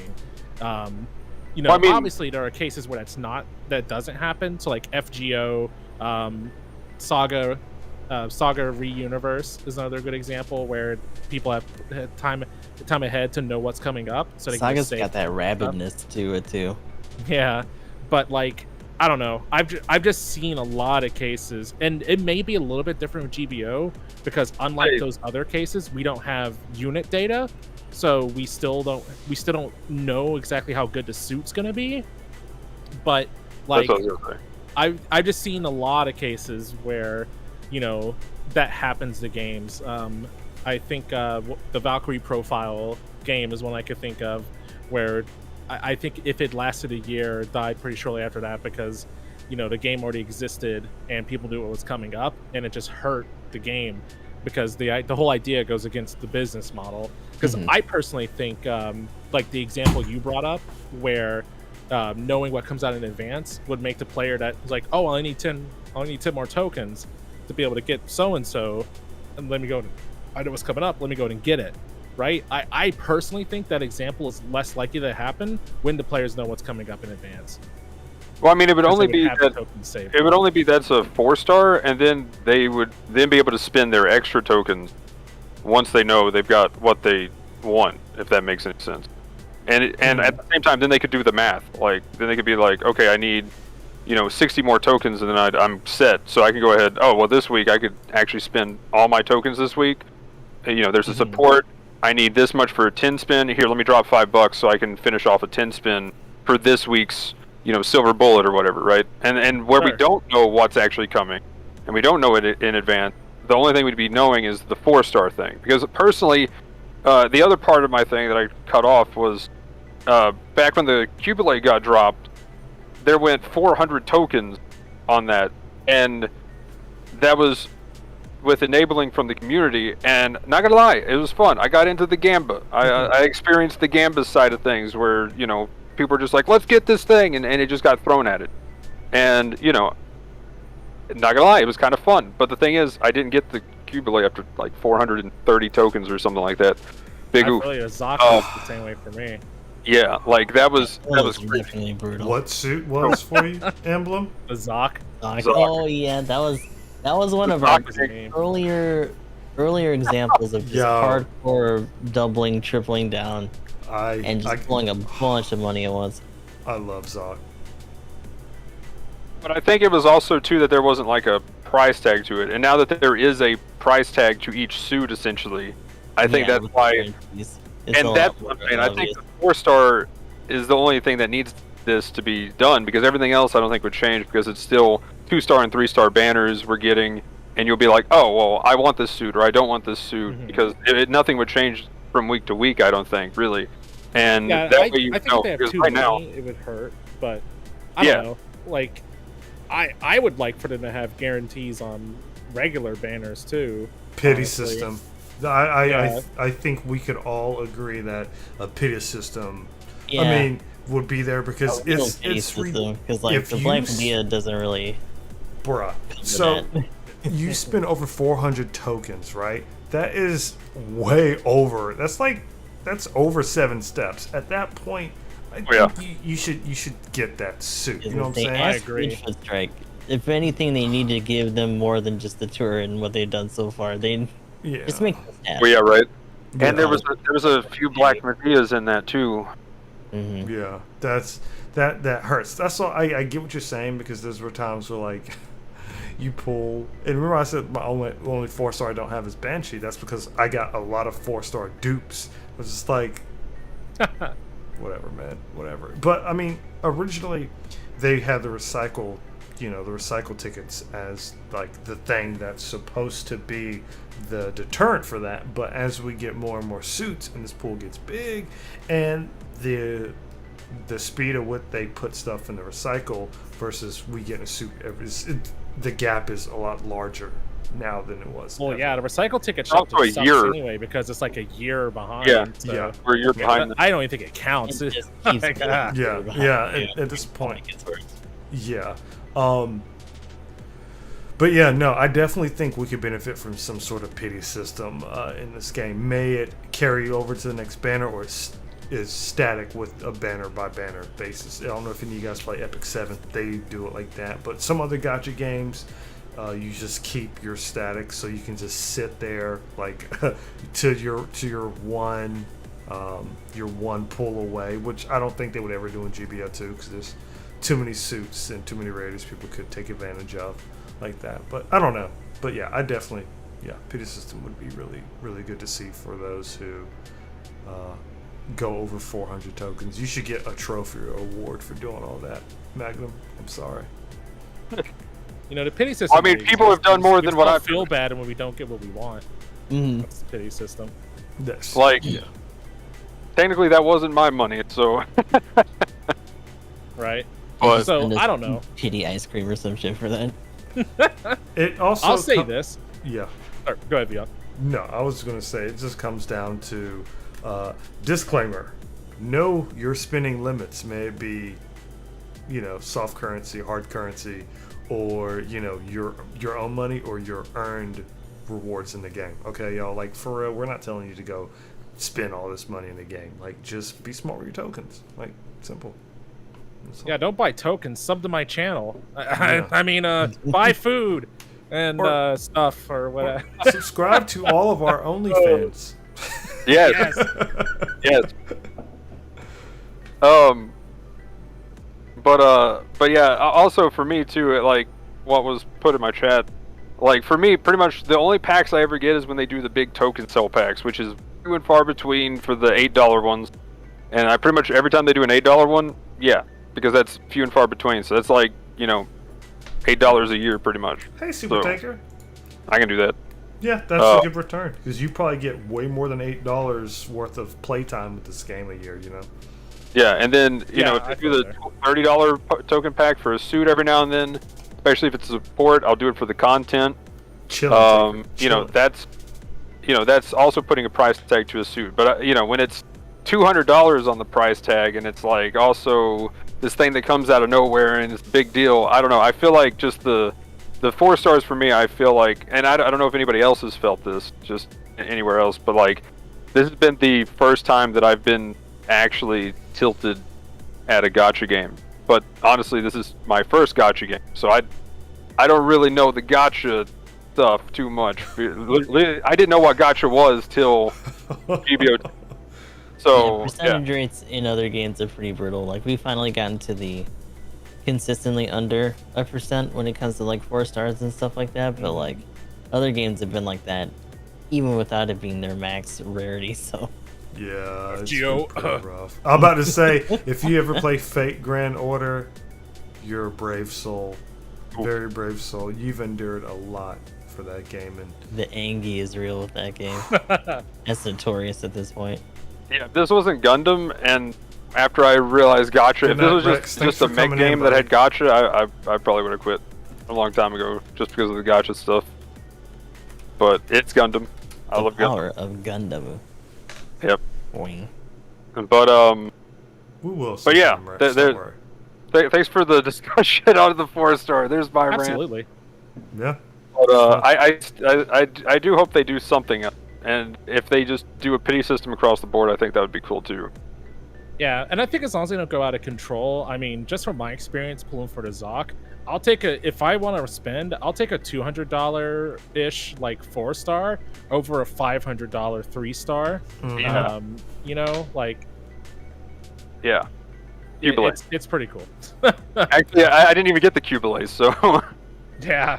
I didn't get it till that was like week 1 or 2. No, that was week 2, right? Yeah. So then I didn't get it till like a week after or 2 weeks after I randomly got it out of a spin, and I was like, oh, my, because like Lost his finally, fucking mind. yeah. But yeah, it was that was a trip. But I guess real quick, I know shoutouts is technically next, but what do we think the next suit's going to be? We'll do that, and then we'll Just do because the we're at a shoutouts. healthy time here does not mean you get to milk it. A lot of people are saying Phoenix. People are I saying love that. Banshee Norm, Delta Chi, Theta Plus, Rosen Zulu, Zaku 1 prototype. One of those. I will say a lot of the calls for like Phoenix and stuff feel like you're asking for a legendary Pokemon, but like Frozen Zulu is probably a strong one. That's what I'm thinking for the support. Yeah. I think. What do you think about the Phoenix being a support, though? If it's not a support, we're gonna have a problem. It's probably gonna be like a general, but I still It's think t- that's like a it's boss agree. event thing. I think Like that's that gonna still be. doesn't make sense as like a normal suit. Yeah, Y'all gonna it's- get silver bulleted, man. It's gonna be further. Oh, don't do this. It's Oh, gonna be yeah. further out. Oh, yeah. Like it's gonna be a further. No, it's look 750s.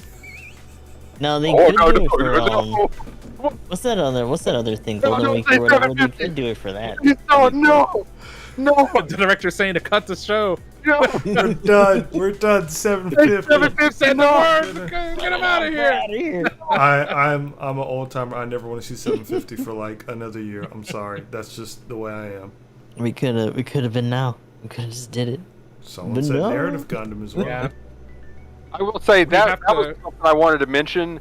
I think this is the most healthy, Narrative like, should be in cost- order for 700 cost anniversary. right now for Yes. anniversary suits and suits coming Yes. out. 700 cost is one of the most healthy costs we have right now. All I'm saying. Which is crazy because like Yeah. in the beginning it definitely wasn't that. It felt like another Yeah. 650. Y'all remember 600? Hello.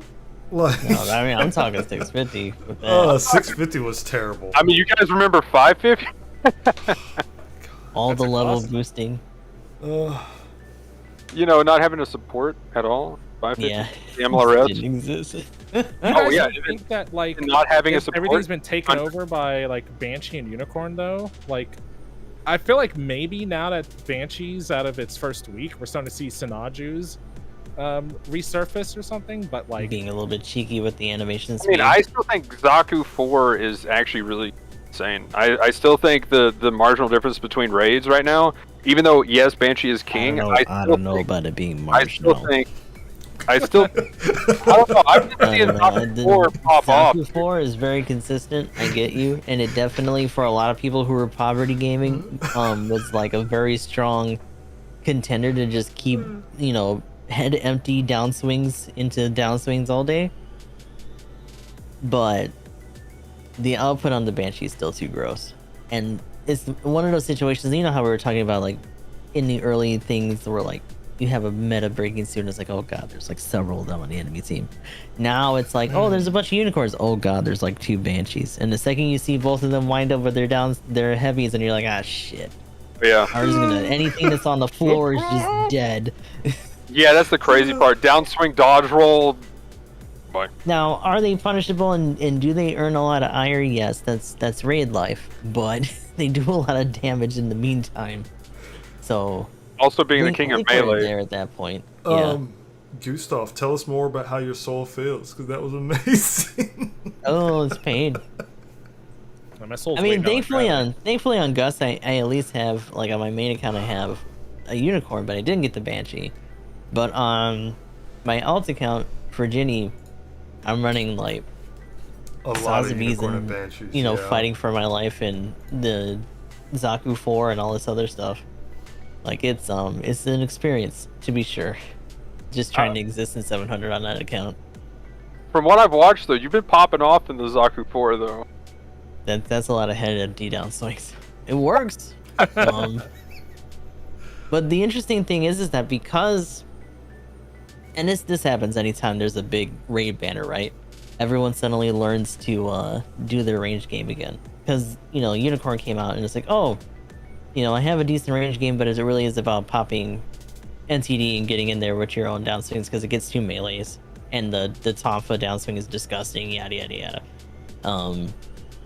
And then it's like, oh, there's this thing that just kind of ignores or counters or slaps the shit out of me when I try to do my usual stuff. Oh, I had to start shooting again. Shit. So there's a lot more range punished, and that tends to slough down onto other raids and punishes them a little bit. Now, that being said, the 4 thankfully is very bulky, and can kind of just plow its way through a good amount of that, because when it first dropped, it was a similar situation with that too. I know there's a lot of kind of back and forth about that suit. I feel like that's one of those suits that in the week 2, when people really started like just getting more aggressive and like figuring it out more, it actually looked a lot more prominent than like the first week when it dropped. Oh, yeah. But now, in like, especially if we get another 700 anything, depending on what kind of skills you're gonna barf on it, that might start to change.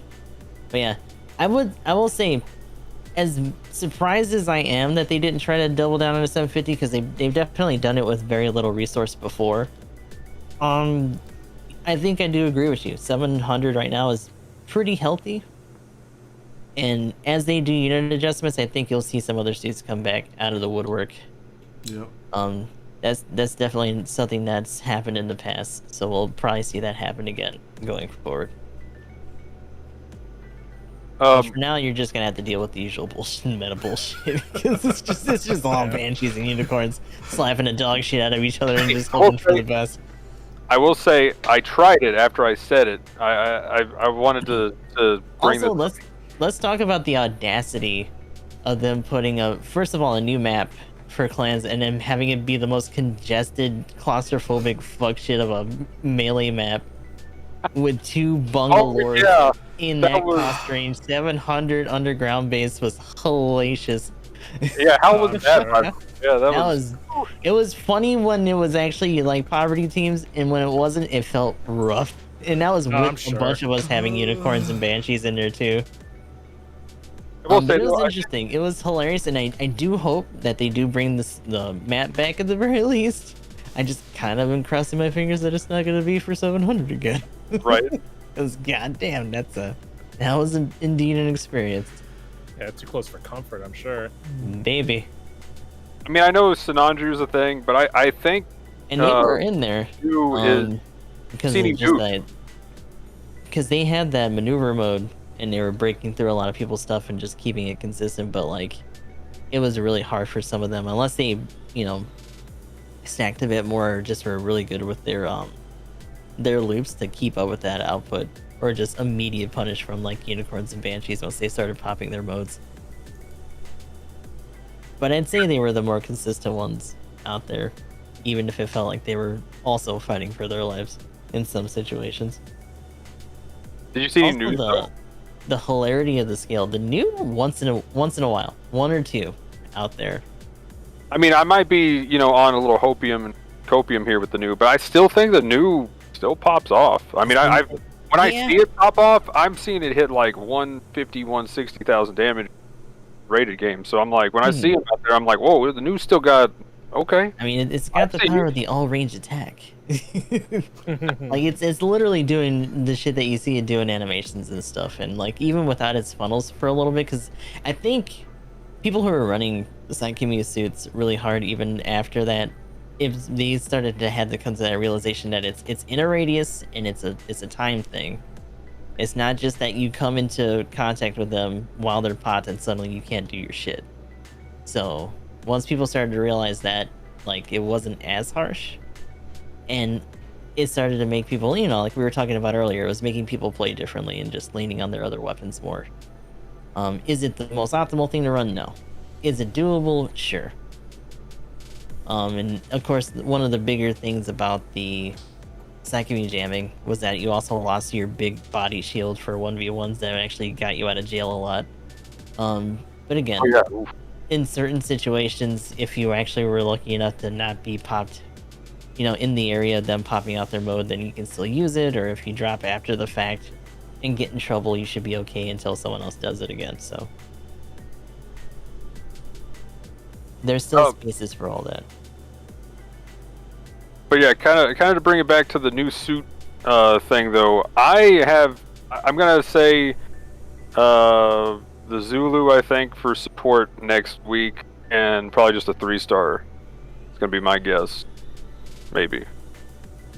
And then maybe for the Phoenix talk, or you know, kind of support thing down the road, we're gonna have narrative Christmas. It's gonna be a narrative Christmas. GBO4 when was the is a international really good airing? support suit. Or premiere for that? Very good suit. Was it around I watched Christmas? that anime. It was Christmas. Yeah, it was around Christmas. That'd be a good Christmas event. You're right then. Because they did narrative, and then the next year they did Char's counterattack. Because you could do narrative in the Stein, and then maybe I don't know if they had any other like Federation variants show up in there from the other teams, but like they had the 2 packs for the narrative as well. One of them is very space only compared to the other, but the other one would be fine. And then there's also the what is it, the Psycho Frame packed one that they did at the end. And also, if we're talking about Unicorn, I wonder if one day we'll actually ever get the Plan B version at some point.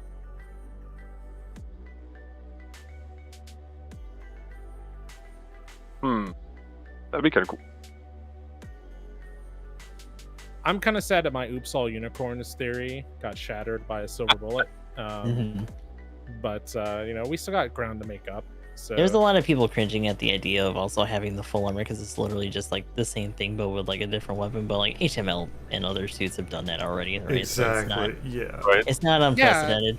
But How I many think a full lot of armors? people are kind of like, Look, I also didn't want that. So like, I those don't know. people won't be complaining if it's a Unicorn Garrett Schmitzer or whatever, Oh right? my god.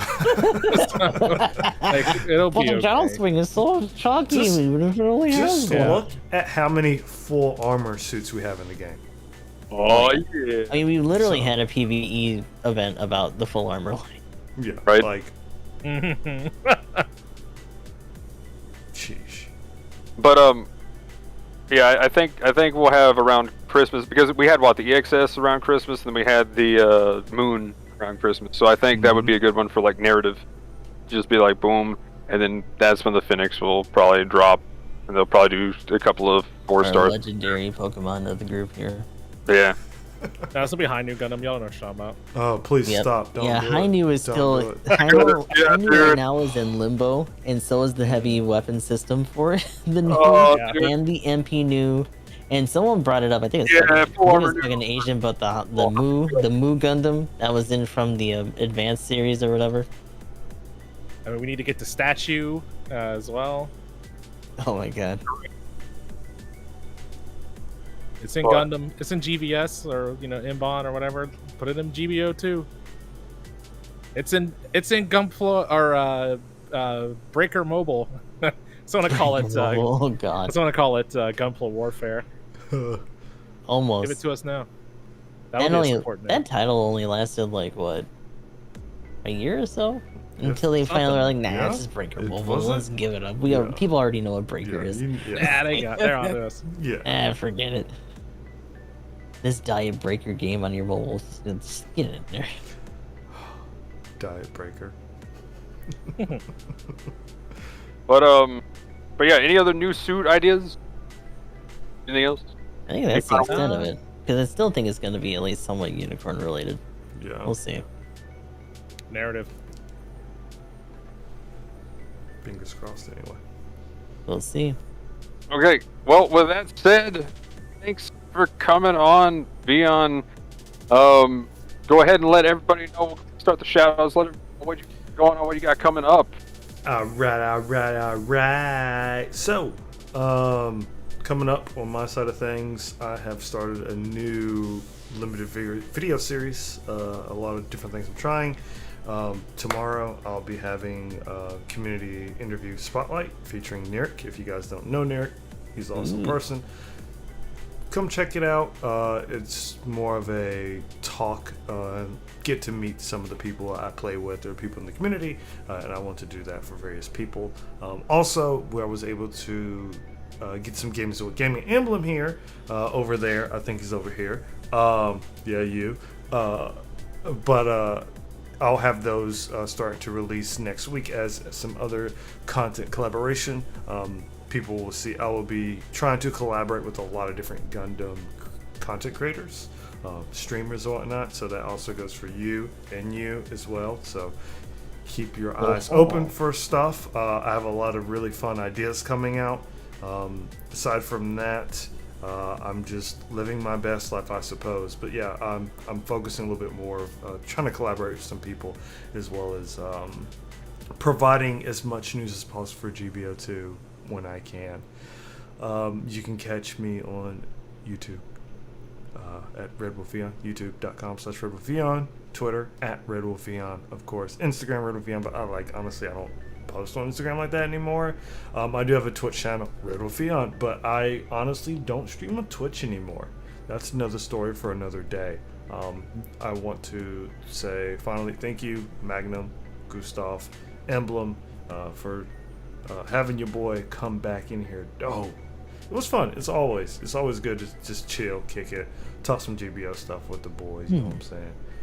So I appreciate y'all and your gestures. So yeah, everyone, keep your eyes open for really cool stuff on my channels, and I love you to death.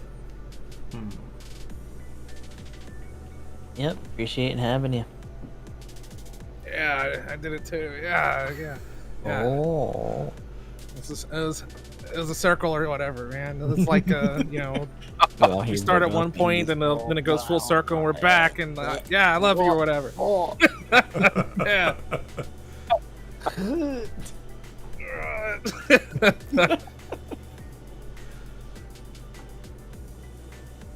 But yeah. down the line then.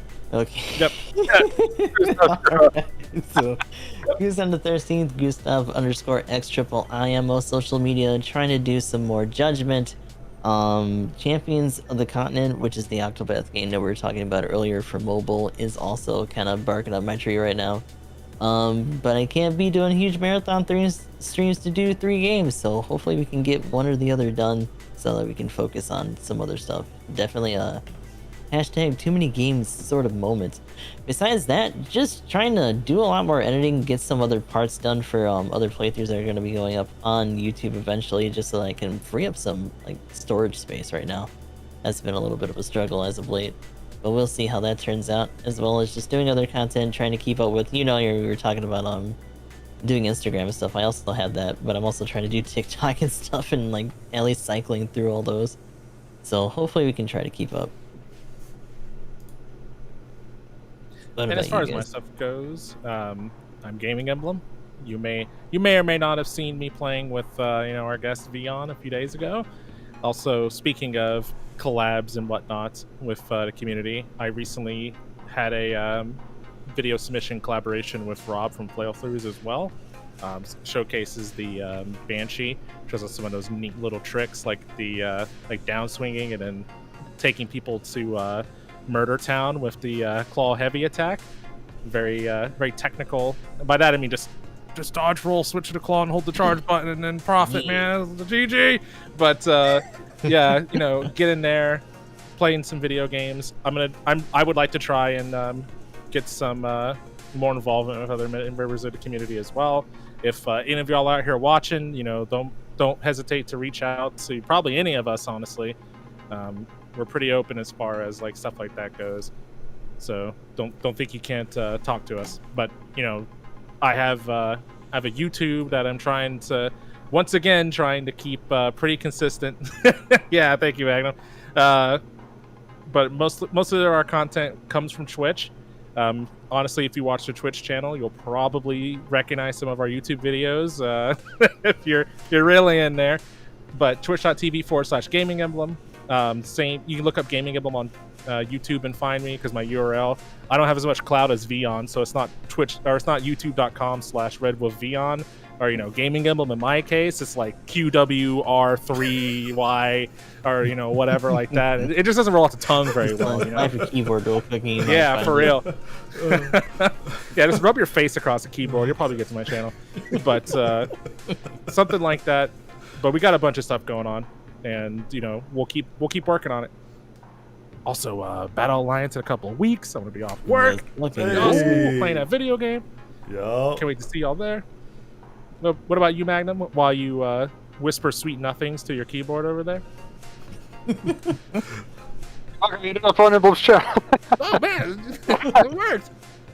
But yeah, well, first again, thanks Vion for coming on. It's been awesome. Loved talking about Gundam to anybody and everybody. So yeah, thanks for coming on, man. It's been great. And then, as usual, everybody's links and stuff will be down in the description below, including Vion's too. So go check that out. But other than that, I'm EG Magnum. I stream on Twitch. Got a YouTube channel, Discord, Twitter. Technically, have an Instagram and now TikTok. Hopefully, that's going to be part of the giveaway. I don't know why I about took a drink, but part of the giveaway entries here soon for the shirt. So got this giveaway going on, and it's got the other stuff in it with the postcards. But did a video on that. But yeah, we'll be giving that away. So go ahead and check that out. If I can remember again, that'll be in the description. There we go. There's the actual stand with the Code Fairy stuff. Emblem's got there. But swag that you'll get. But yeah, maybe I'll actually have my TikTok and Instagram going so that there could be more entries. Yeah. But other than that, I can't wait to see Magnum twerk. Sorry, keep going. Sam Thurston.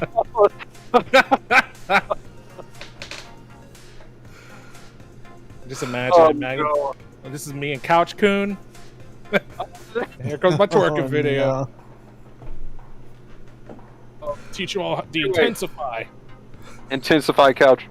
But yeah, we'll definitely have Tarkov and Gundam things coming up. Hopefully having more content soon, because the other thing, other than things breaking and having to fix that and getting some work done, is health things. So until that's fully sorted, we'll definitely be a little bit more sporadic on certain content.